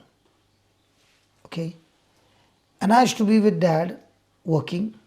But after I met the Lord, I left Dad. And I began to work in the ministry. Now I am a workaholic. I can work and work and work and work and never get tired. So imagine, for my elderly dad, his son full of strength and excellent in work, he doesn't come to work and help Dad. How will he feel? Bitter. So then he asked me, I don't mind you going and preaching. Can you tell me what's your salary? I said, no salary. So he said, what? I said, no salary. So will my dad be happy? No. So every month he would give me a share from the profit. Then he told me, I feel guilty to give you the share because your elder brother comes and works from morning till night. Sometimes he stays overnight. Okay? And you don't come even once. and I give you a share from the profit. I feel like I'm not a right father to do it. So I'm sorry to say, from now on, you won't get share. Otherwise, you come part-time. I said, no, Dad, I can't come because I'm going to go and do this job only. So 4 months went by. One day my dad called me and said, can you come urgently? I said, okay. And then he said, you know what? 4 months I'm restless on the bed. I can't get sleep. I said, what happened? I'm not thinking about you, but I'm thinking about my grandchildren because of you. Are you really taking care of them? I said, yes, everything is blessed. Wife is blessed, children are blessed. So he said, okay, I have collected your 4-month share and this is it. Take it. But I will call up your wife to ask whether he has brought the money home or he has blown it in the ministry. Dad was very scared about that. So, I was going back home and very, very joyful. And the Lord said, your father is an unjust father. I said, can you explain to me? And the voice said, you know what? There are plenty of workers who work there day and night for your dad. They did not get what you got. Isn't your dad partial? You did not come to work even one day and you got such a big amount. Your dad is an unjust dad. I said, no. My dad is very just. They are workers. They get wages. I'm a son. I don't get wages. I get inheritance. The Lord that day said, if only all my children would think what you think, Christian life would be so beautiful. They work hard to get a salary from heaven. They work hard to get wages. Even if they want to get a healing, they work hard, kneeling down, lifting hands, sacrificing this, that, so that I would be pleased and give them a healing. But the day they would think that everything in my kingdom is inheritance. My son worked hard for you. He finished it on the cross for you. And all that I want you to do is believe. Just as your father was pleased to give it to you, how much more I am pleased to give you everything till eternity. So are we Christians who believe and receive the inheritance? Are we Christians who are praying hard to get from God? Somebody might be saying, God, even I want the healing power. And that person is fasting for 40 days, asking God, God, please give me power in my hand, so that when I lay hands, let the sick be healed. And once I get this power, Lord, and I feel this power, praise God, I will work day and night for you. Now, is that what the scripture says? No. Only listen 2 lines and go. Is that what the scripture says? No. Scripture says, if you believe in Jesus, all that he has earned and given it to you freely, these signs will follow you. If you believe what Jesus has done for you on the cross, these signs will follow you. So is it your self-effort? No. Or is it your belief effort? Believe. And which one do we practice in the church? Self-effort. So if you are in belief effort, is everybody's hand anointed to heal the sick? Yes. So is it the gift that you're talking about, or is it the word you are talking about? Gifts operate according to the Holy Spirit's move. Word operates all the time. So which one are you building your relationship with God? Word. On the word or on the gifts? Are you understanding the difference? So the word is truth. And from Jesus came grace and truth. Truth, what he did for us on the cross. And grace, I don't deserve it. But yet Jesus, because of his love, has put all that he earned by his blessing as an inheritance for me. And I can receive that inheritance by believing. Thank you very much. But that doesn't mean for everybody to go. No. So are you going to be people who are going to inherit? Are you people who are going to work hard? So are you going to fast and pray? Now somebody say, then why should I fast? You need to fast to cast out unbelief in you. Because when you're fasting, what will your stomach demand? Food. And what will you tell your stomach? Will your stomach keep quiet? No. Will your stomach keep quiet? No. But what are you training your stomach? Shout how much you want, but I have decided not to give you food. So are you learning to have self-control over your senses? Yes. So who gives you unbelief? Your senses. Who gives you belief? Your spirit. So fasting is for what? To train yourself to overcome your senses and have control over your senses. So when your senses are giving you some message, saying, shut up, I've learnt in the scripture, this is the truth. So fasting helps you to move by emotions or kill the emotions. Arrest the emotions or no? From the time I've come here, last evening I said to him, brother, from the time I've come here, I eat food and I feel hungry again. He says, I don't feel hungry.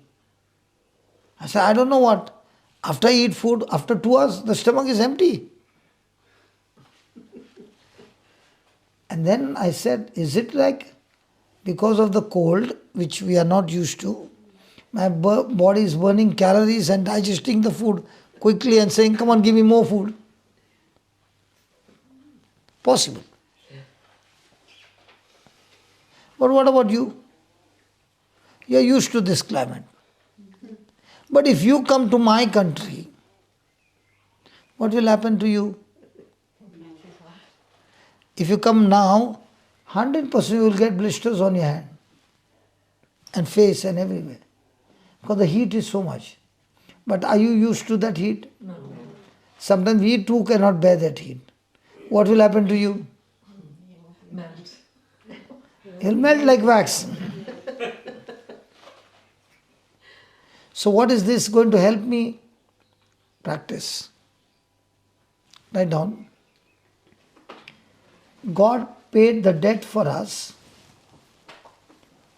Ephesians 1:7. God paid the debt for us and cancelled the debt.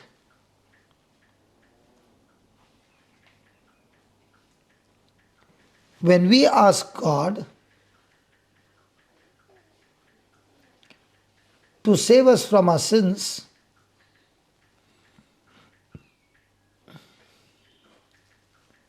He does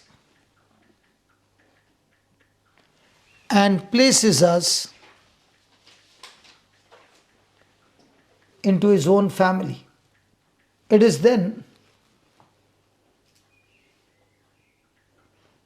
we begin to forgive others.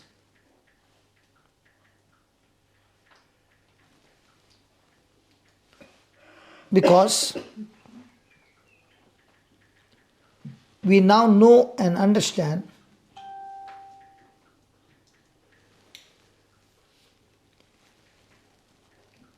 we have received mercy and therefore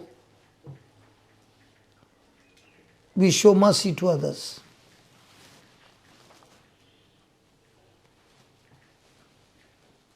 But if we don't practice forgiveness,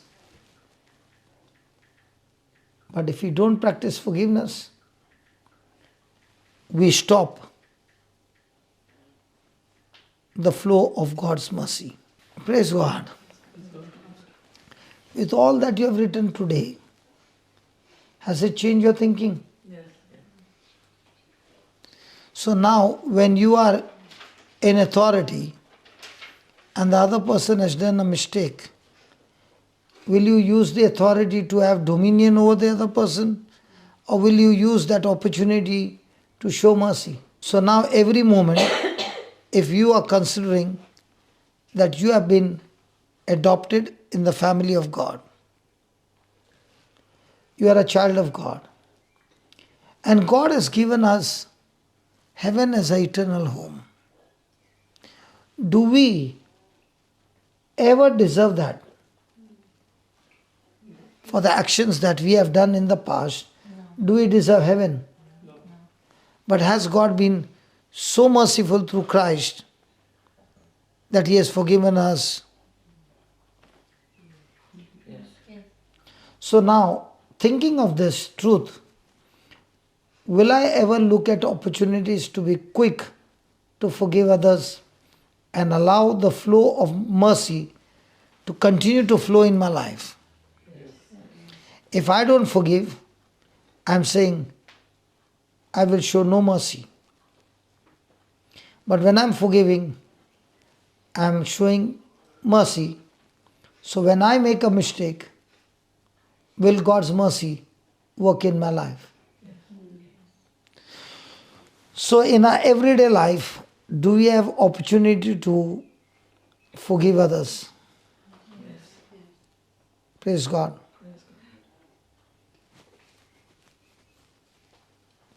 So write down the reason for forgiveness. The reason for forgiveness. Ephesians 4:32. It is because of grace that we should forgive others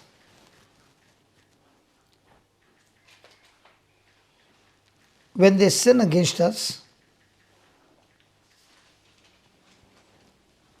because God has forgiven us when we sinned against Him. God has willingly, lovingly, and freely forgiven us.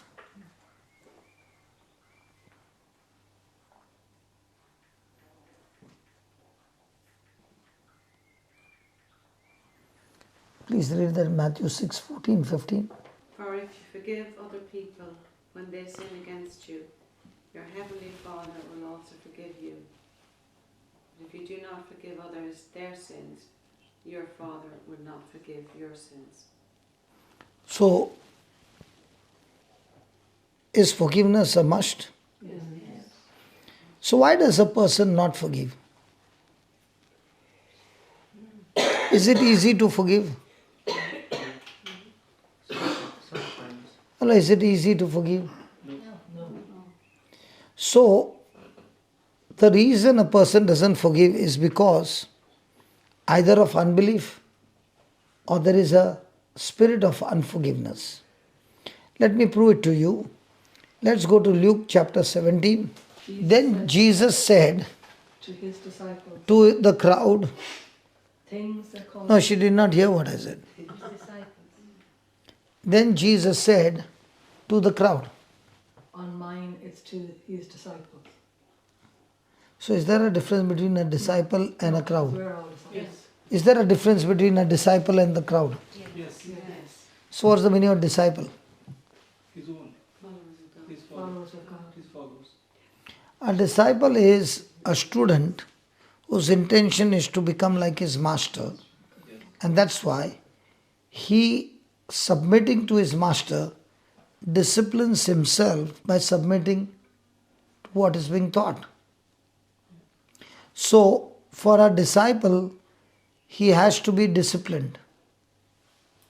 And the teaching is what disciplines, because even though his flesh does not want to agree, but the word that he has heard, he continuously abides in that word, then he becomes a disciple. And being a disciple, he shall know the truth, and the truth will make him free. So this teaching what Jesus is giving is only for the disciples, not for everybody.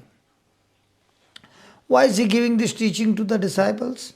Because after he's dead and gone, these disciples will become the teachers, who will teach others and continue Christ's ministry on earth. So thank God the disciples are gathered here.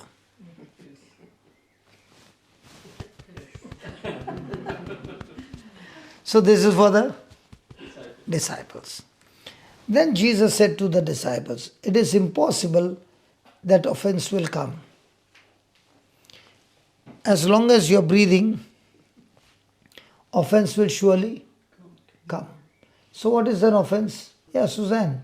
My negative reaction My negative reaction to a situation, to a situation a circumstance, or circumstances, or somebody else's negative comment.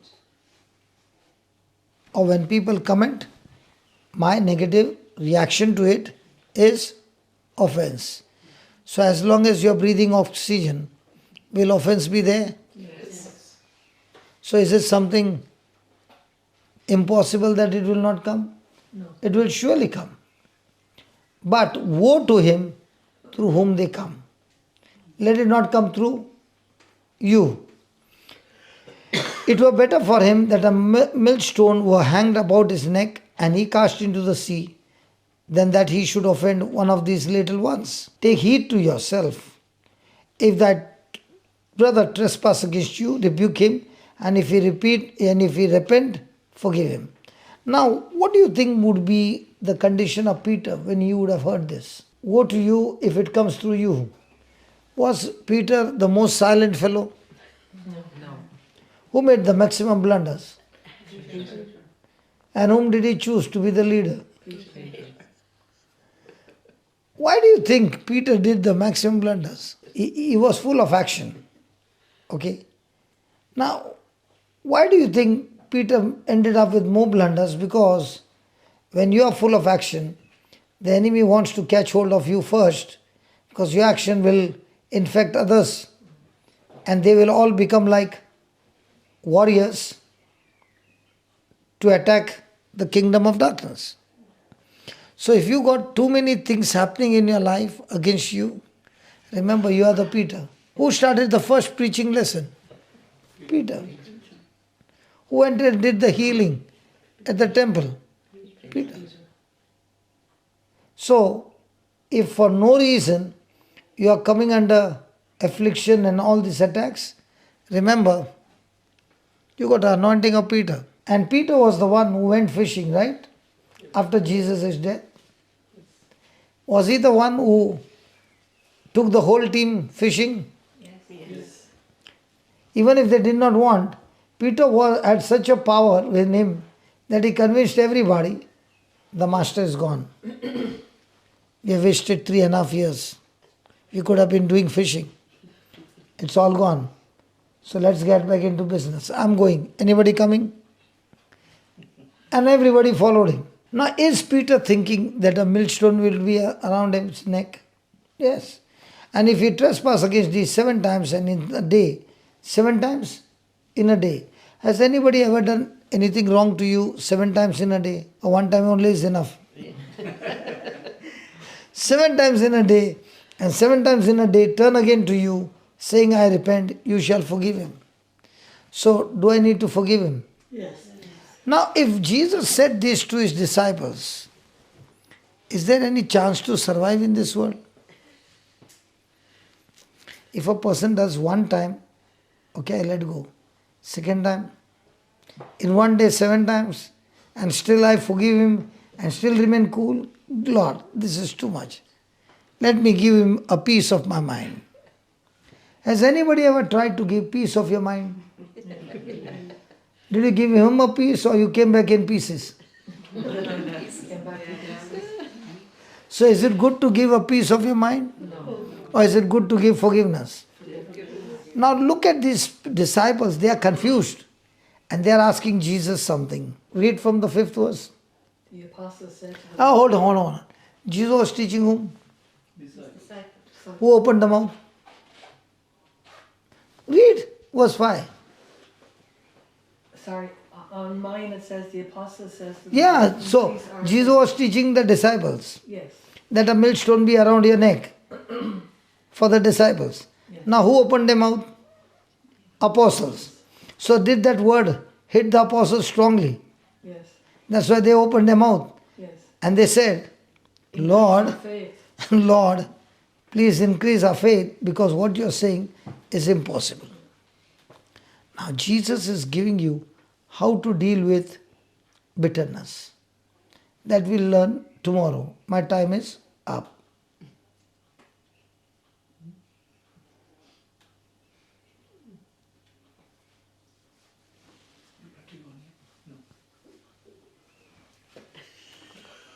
We need to know now.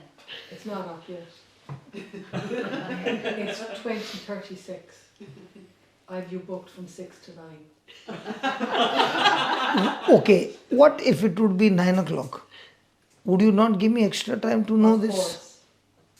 Sure. Absolutely. So what if we reach to 9 o'clock and the topic is not finished? You can continue going. Sure. Yep. If you want. If So- you want. No, not if I want. I want all the time. But if you are willing to stay, praise God. This is a way of getting your extra time. You come to the climax and you stop, my time is up. The interval. What will they say? No, keep going. Keep going. So now it's supposing 9 o'clock. What would you say? Keep going. Keep going. When it comes to 9, I'll see. Now, here is a solution for people who have any kind of difficulty in forgiving others or getting out of addiction or getting out of any kind of bad habit. Okay? And the Lord said, if, say that if, say it again. If you had faith as a grain of mustard seed. If you had faith as a grain of mustard seed. Did he say if you had faith like a mustard seed? No. Some Bibles do have that. If you had faith like a grain of mustard seed. So can it be both possible? As and like? So one can say a size, faith as a size of mustard seed, and two is faith like a mustard seed. And if you had faith, then you must say, look at the next line, you might say. So is it possible for a person who has faith but doesn't open his mouth, will that faith work? So if you have faith, then when you open your mouth, will it work? Yes. So let's take an example, faith like a grain of mustard seed. Now, when you look at a grain of apple, one seed of apple. When I show you, what do you see? I showed you apple seed. What do you see? An orchard. Did you hear what she said? Yes. What did she say? An orchard. But what do you see? An apple seed. A seed. And what does she see? Potential for an orchard. Now what she said is right or wrong? Right. But what did you say? It was a seed. Now what she saw is with the natural eyes or spirit eyes. Spirit.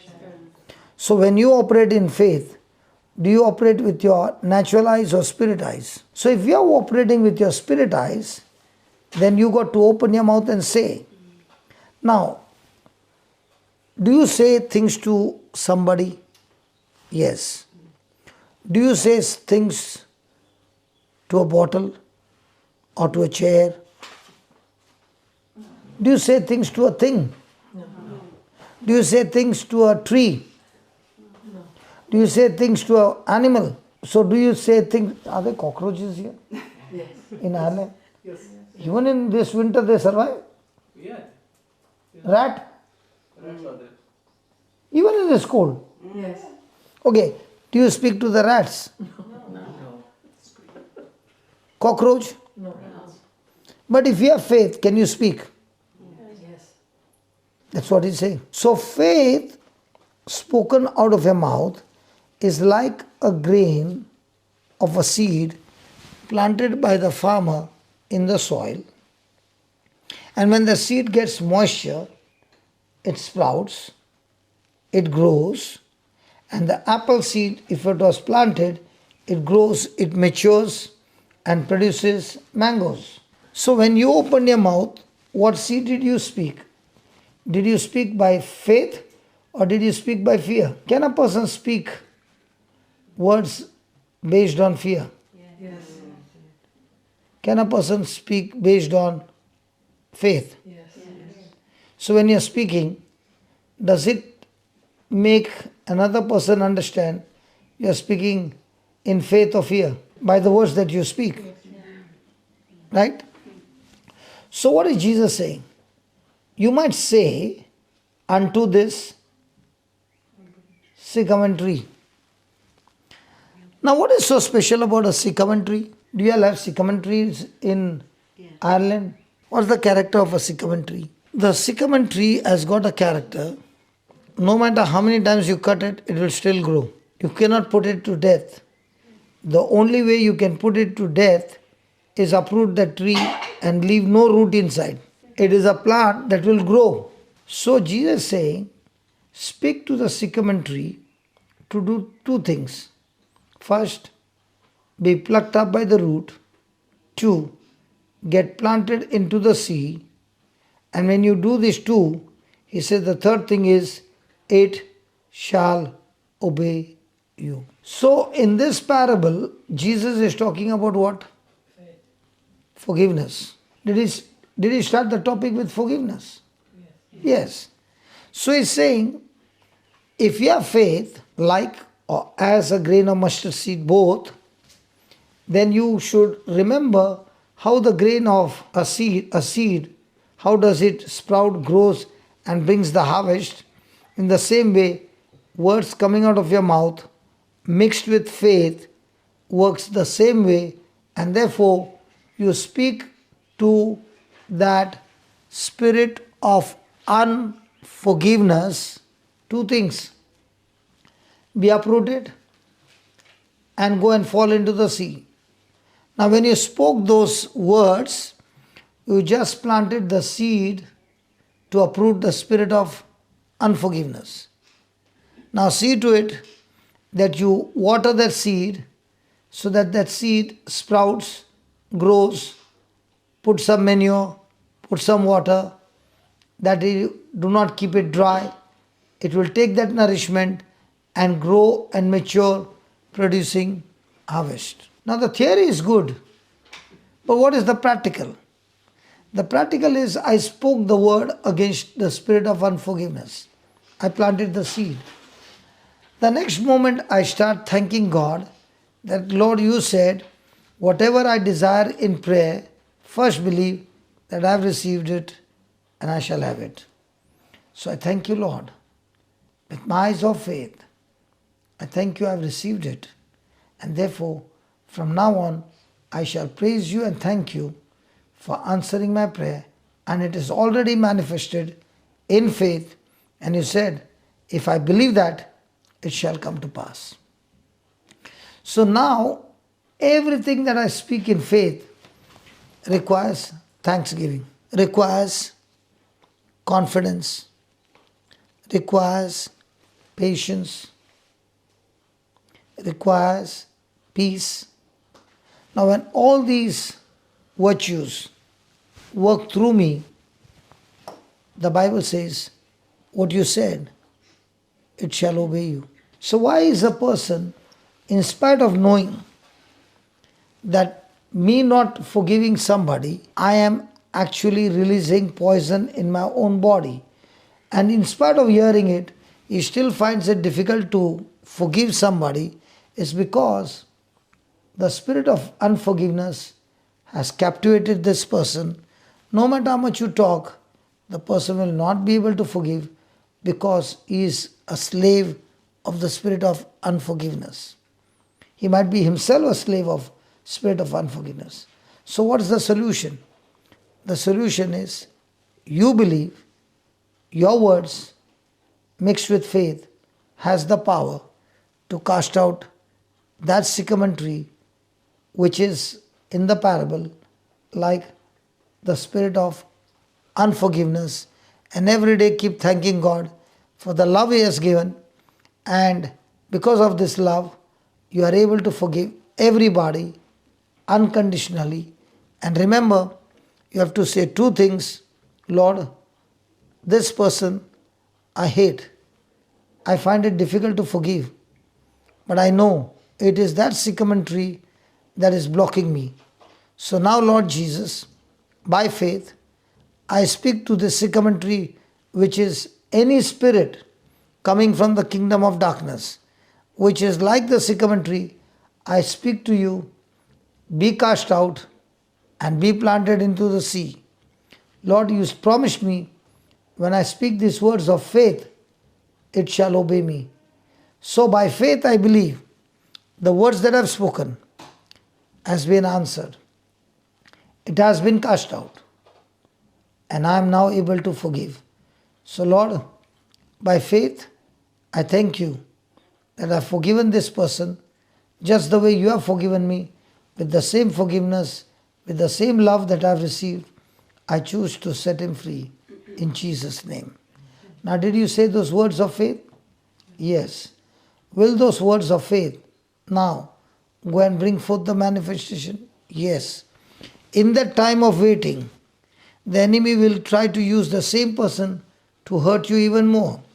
But you are saying, I've said this prayer of faith, and faith is working, faith is maturing, I'm not going to lose my patience, I've set my thermostat, and this person is completely changed. So now, are you fighting the battle with your natural instinct or natural senses, or are you fighting the battle using the scriptures, exercising your faith? And the best part is, it shall obey you. So all this time, who was obeying whom? I, in my captivity, out of ignorance, I was obeying and I was saying, I will not forgive this person. But now when you have cast out that spirit of unforgiveness, now when you are praying, now when you are seeing that person, what happens? The love of Christ is overflowing in you and you are able to love that person. When was the last time you spoke to the spirit of unforgiveness? You never knew that you are supposed to speak. And the spirit of unforgiveness began to torture you. So do you need to cast that demon out? Because that unforgiveness is a very dangerous spirit. It will stop you from forgiving, which will cause the Father to stop you from forgiving. And this spirit of unforgiveness can take you to hell. But has God given us the tools to destroy it? So are we going to use the tools? So do you need to plant the seed? Yes. From the seed, the harvest will come. Surely it will come. That's how you pray for your loved ones. First cast out the spirit of sycamore tree once, and then begin to thank God that the tree is growing. When I came this time and I looked out of the window in Brother Vijay's house, I saw 2 grapevine. I recognized that tree. So I said, hey, that's a grapevine. But do you know, no grapes. In the corner I saw apple tree, no apples. Beside that, pear tree, no pears. So does that mean I should go and cut that tree? No. No. It's not the season. Sorry? It's not the season. It's not the season. So people's life sometimes for years have not changed. Their seasons have not changed. For years they are in debts, they are in sickness, they are in so much of destruction, They are praying, but the season never changed. So who changes the season? Faith. If you have faith, then you shall speak to those issues of life to be uprooted and be planted into the sea. And when you speak, Jesus said, by faith, your faith is the power to change the season of your life. I thought by now you would have been happy. So now who is in charge? The devil is in charge or you are in charge? We are. But have you been using this authority?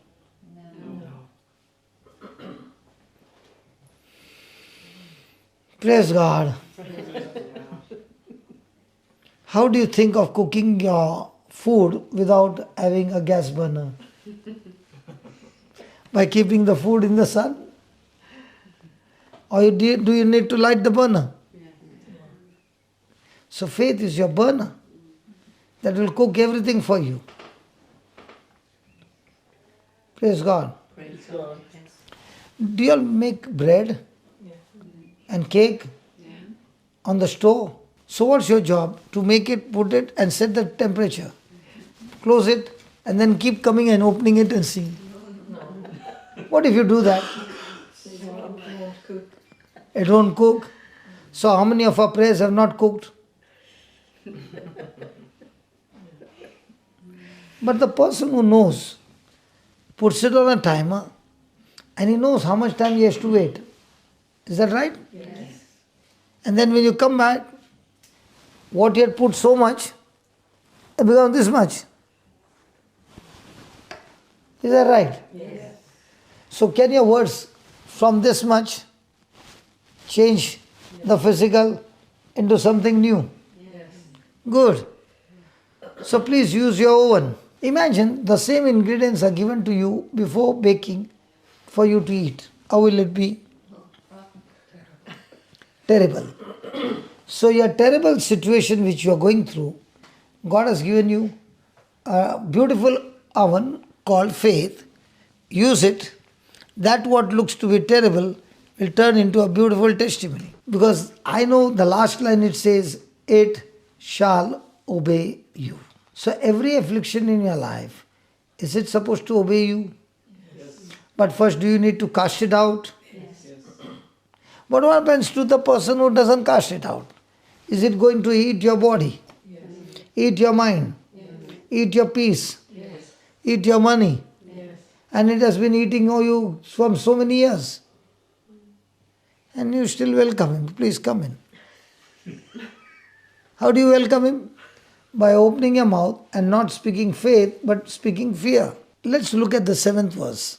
But please fasten your belt. It is really beautiful. But which of you, having a servant, plowing or feeding cattle, will say unto him, by and by, when he is come from the field, go and sit down to meat, and will not rather say unto him, make ready wherewith I may supper, and gird myself and serve me, and gird thyself and serve me, till I have eaten and drunken, and after that you shall eat and drink. You got a best friend, okay?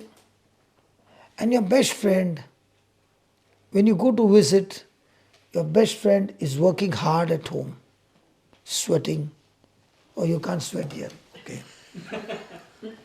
Sorry for the sweating. Okay, but you're working hard and tired. And your best friend sees all that and says, I want to do something for you. I've got one best worker in my house. I've got plenty. I'll send one. He's going to come and help you. You don't have to give him the salary. You have to only tell him what has to be done and he will do it for you. Good deal. I'll take care of his expenses. Only you have to give him a job to do, he'll work for you. After 1 month, you go to the house again and you see this person sitting and eating popcorn and watching TV, and you are still working. What will happen to the person who sent you this worker? That's all. You get angry. He did all that for you and you are still working but not giving him a job. What will happen? So how much should Jesus get angry with you? A lot. Because see what it says in the verse 7, but which of you having a what? So, Servant. So faith is not your servant, but faith works for you like a servant. So people who have got servants at home, do they give the servant one job and then says go to sleep? no. Or do they give him multiple jobs? Do they make him work and work and work? In the same way, can you make faith work for you? And to make faith work for you, do you need to open your mouth and speak words of faith? So you got two workers. One sent by Jesus called faith, and the second, Satan has entered inside of you, sending a worker called fear. They both wait for your orders. Now tell me, do you speak by faith what you desire, or do you speak the pain that you're going through with worry and fear? Speak what you desire. Really? That's what you practice? Well, when I say my prayers at night, I You say the prayers, but throughout the day, what are you thinking? sometimes fear. Since I met Amal, I'd be a changed person. Since you met Amal, or Amal introduced you to Jesus. And Amal introduced me to Jesus. So who has changed you, Amal or Jesus? Amal was only a channel, Yes, but Jesus is your source. yes, Praise God. praise God. So today I have spoken to you. Yes, Has it helped you? yes. So will you say, Brother Johnson has changed me? No, my fit, well, I should have been a lawyer. true Brother Johnson. Just put the light on. Now I'm looking like you. My color has changed now. Believe me, on the camera they'll think even I'm an Irish. Praise God. Now, we teach. Are we teaching so that you get aligned with us and make us the source? No. Then I'm extremely wrong. I teach to make you understand that it is a scripture that is going to operate in your life. Yes. So, my job is to teach you in such a way that you get attracted to the teaching and you start seeking the teaching and you get into a relationship with Jesus. So, for Jesus, for God to move and act, He requires what? Faith. For Satan to act, what does he require? Fear. So, our job is to give you what? Faith. How does faith come? By explaining to you the scriptures. So now with what you heard, can you give faith multiple jobs and thank God that it is already a finished deal. So even though you forget, faith will not forget. When I got touched, I used to be in my bedroom taking the Bible and saying, hey, all of you there, hello, hello, can you see me? Hello, can you see me? Hallelujah, hallelujah, can you see me? Praise God. And I used to practice that I'm in an African country doing that. After 15 years,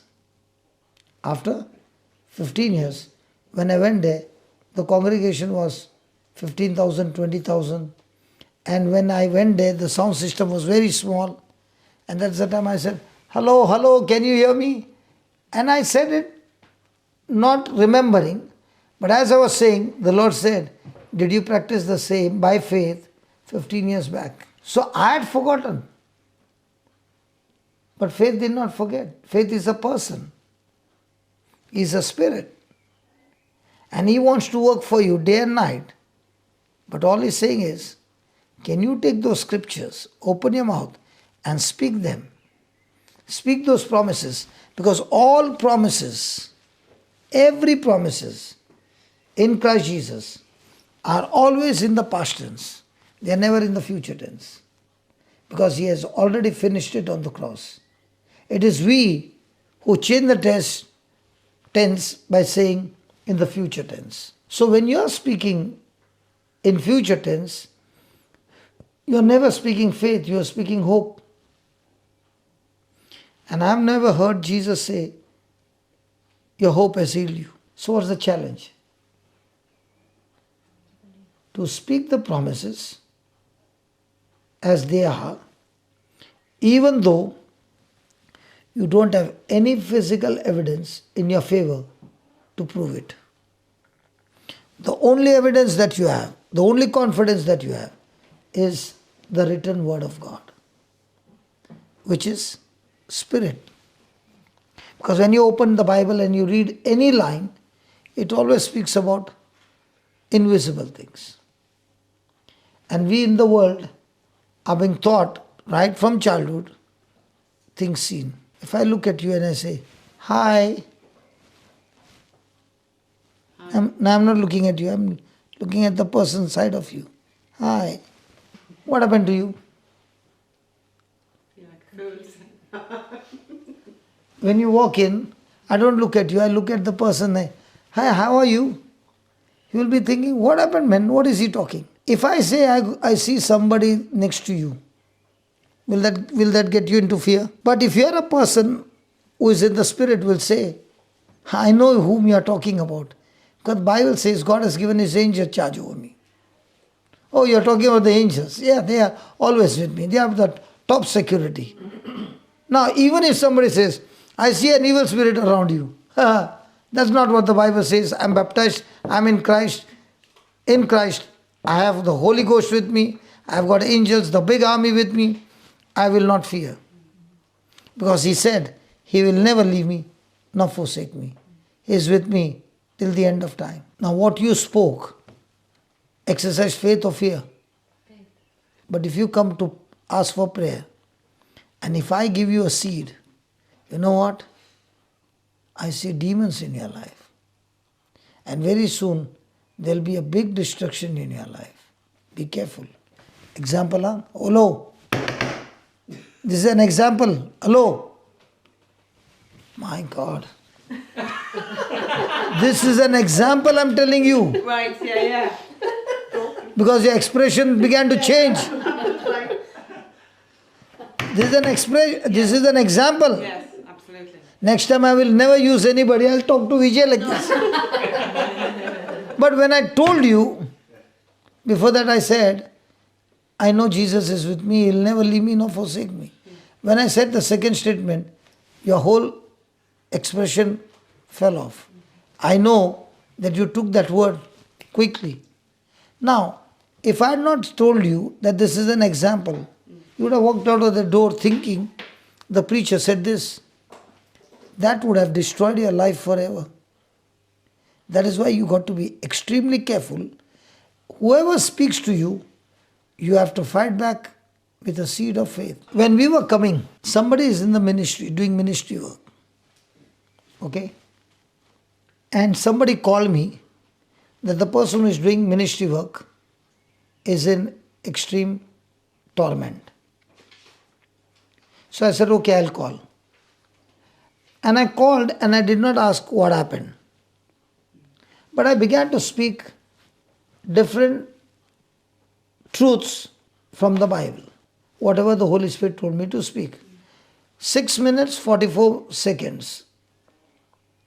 I saw on the mobile.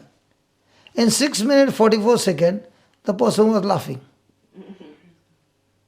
Now, did I ask the story? No. Did I speak the truths?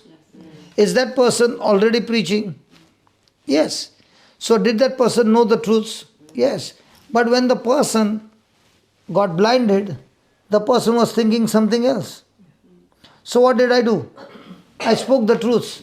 In 6 minutes 44 seconds, she was laughing.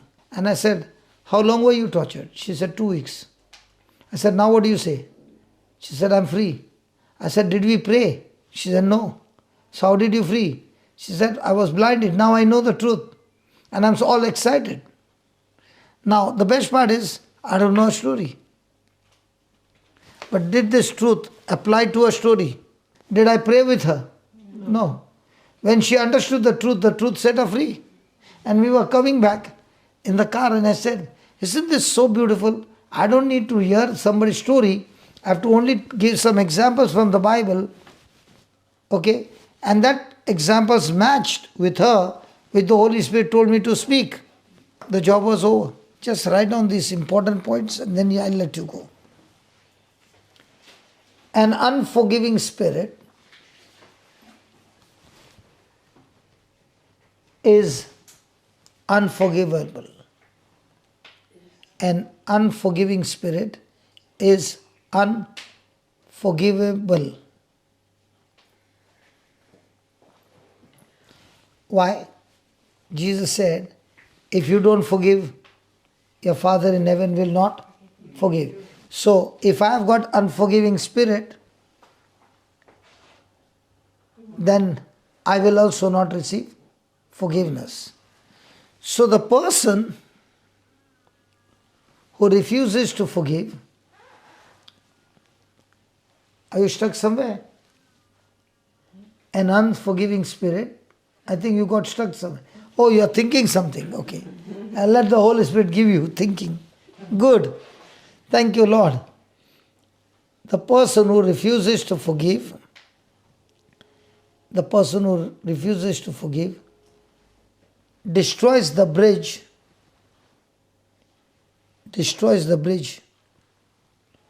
over which he must travel.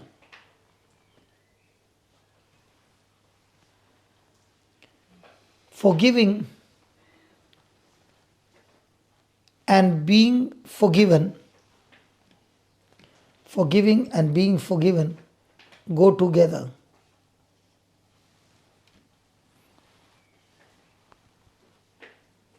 In other words,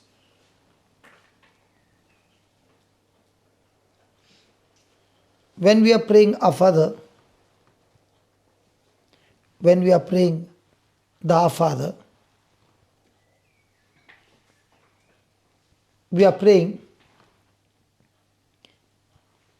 Father, treat me like I am treating others.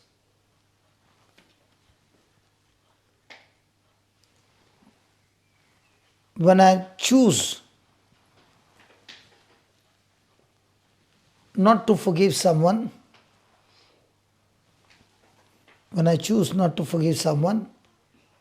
we are essentially saying,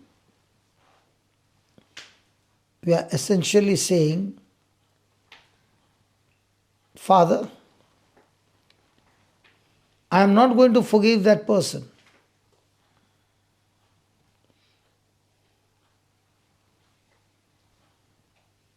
So you also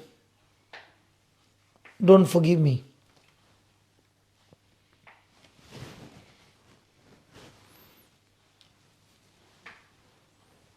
We are asking God to forgive us in the same way as we forgive others.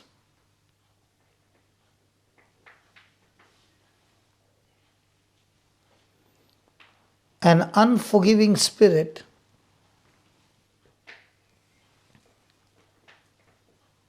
is not merely us missing a blessing,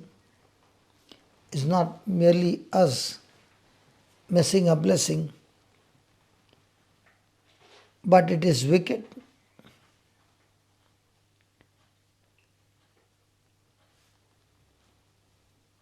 Poisonous,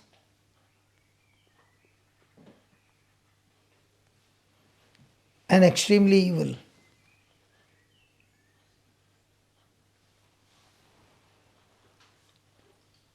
God's nature is to forgive.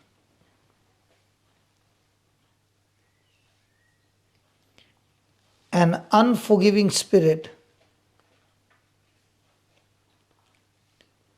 is ungodliness.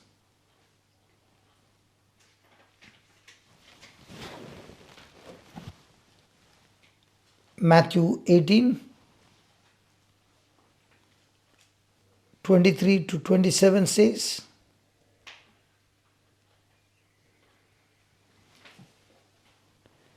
the man who had been forgiven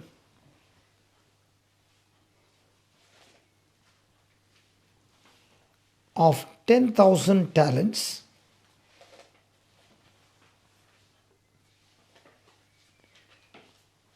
had someone else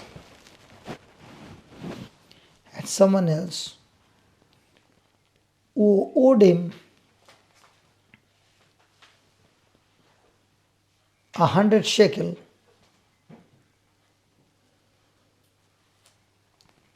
that is a day's wage.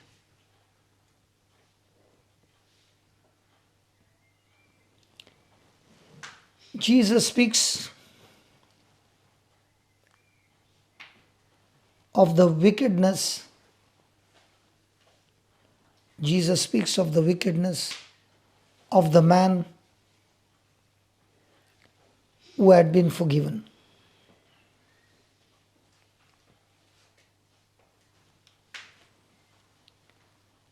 Matthew 18:35 says, it is wicked for those of us who have been forgiven so much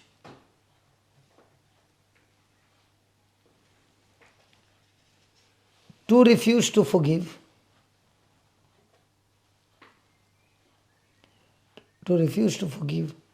someone else. We need to forgive.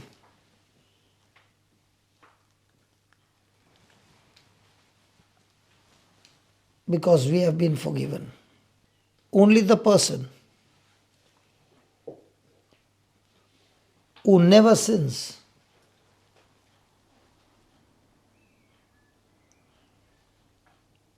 can afford not to forgive, which is no one except Jesus.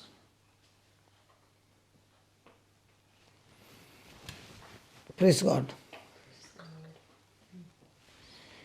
My last question to you. Do we go for confession? Do we get forgiveness of sins? Yes. Then after we come back, do we forgive everybody? So much is spoken about going for confession of sin. What if a person goes for confession every day, but does not forgive the family member? According to the scripture, will he be forgiven? No. Is it possible for a person going to mass every day, going for weekly confession, but bitter all the time at home? Not possible. Yes. It is possible, yes. Huh? Yeah. He wants forgiveness, but when it comes to other, he begins to judge him with the Pharisee eye. So will his life be good?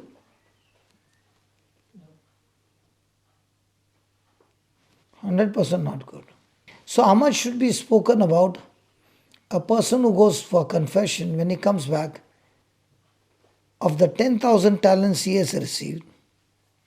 Should he be quick to forgive others? Yes. And if he is not forgiving, he has only heard the first part. And if he has not done the B part, he himself is not forgiven. So when is the transaction completed? By confessing? When you forgive. And forgive. If he doesn't forgive and he is going for confession and doesn't forgive, Jesus said he is a wicked servant who needs the most severest discipline. And this wicked servant was disciplined that all that debts which were cancelled were once again applied on him, and he was thrown in a place where there was gnashing of teeth, and he was not released until he pays the debt completely. Do you think he will be able to pay the debt? No. So where did he end up? So he confessed and asked for mercy.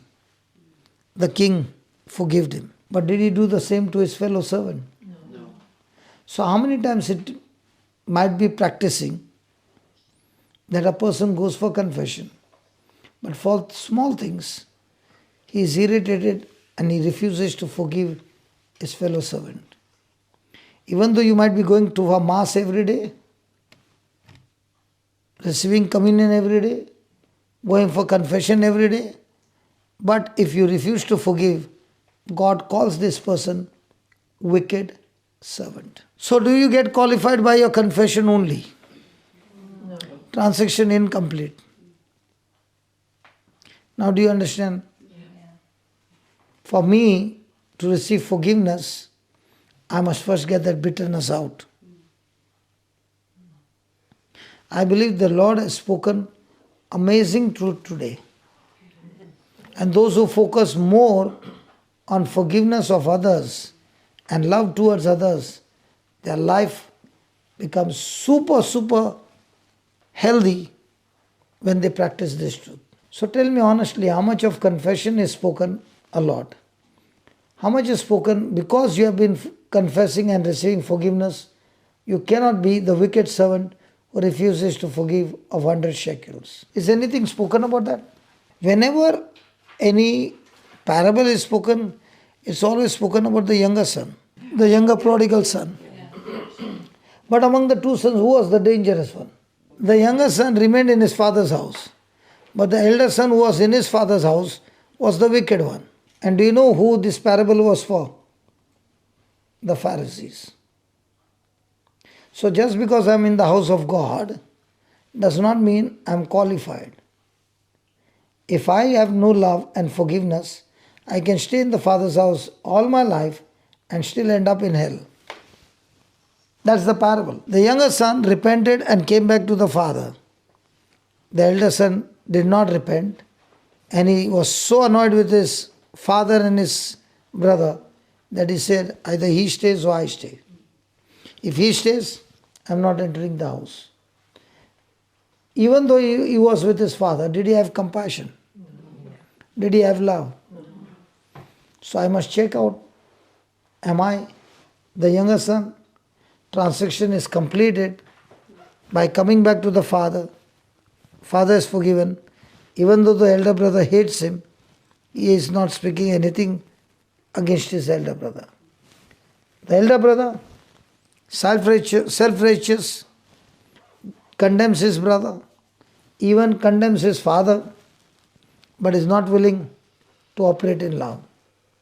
Ended up outside the house of his father. So tonight, before you go to sleep, please ask the Lord, Lord, am I like the elder son? Everybody knows that I'm so close to you, but Lord, from my heart, do I behave like an elder son? And if yes, Lord, I want to repent, change, and I want to walk with you every day of my life. No matter what others have done, they have only damaged 100 shillings. I've been forgiven of 10,000 talents. I read a commentary which said Solomon, to build the temple, Jerusalem temple, used 8,000 talents of gold to build the temple. And this man was supposed to pay 10,000. So can you imagine? You can't number it. It's so huge. So if you ask, how much am I forgiven? There's no number. It's outnumbered.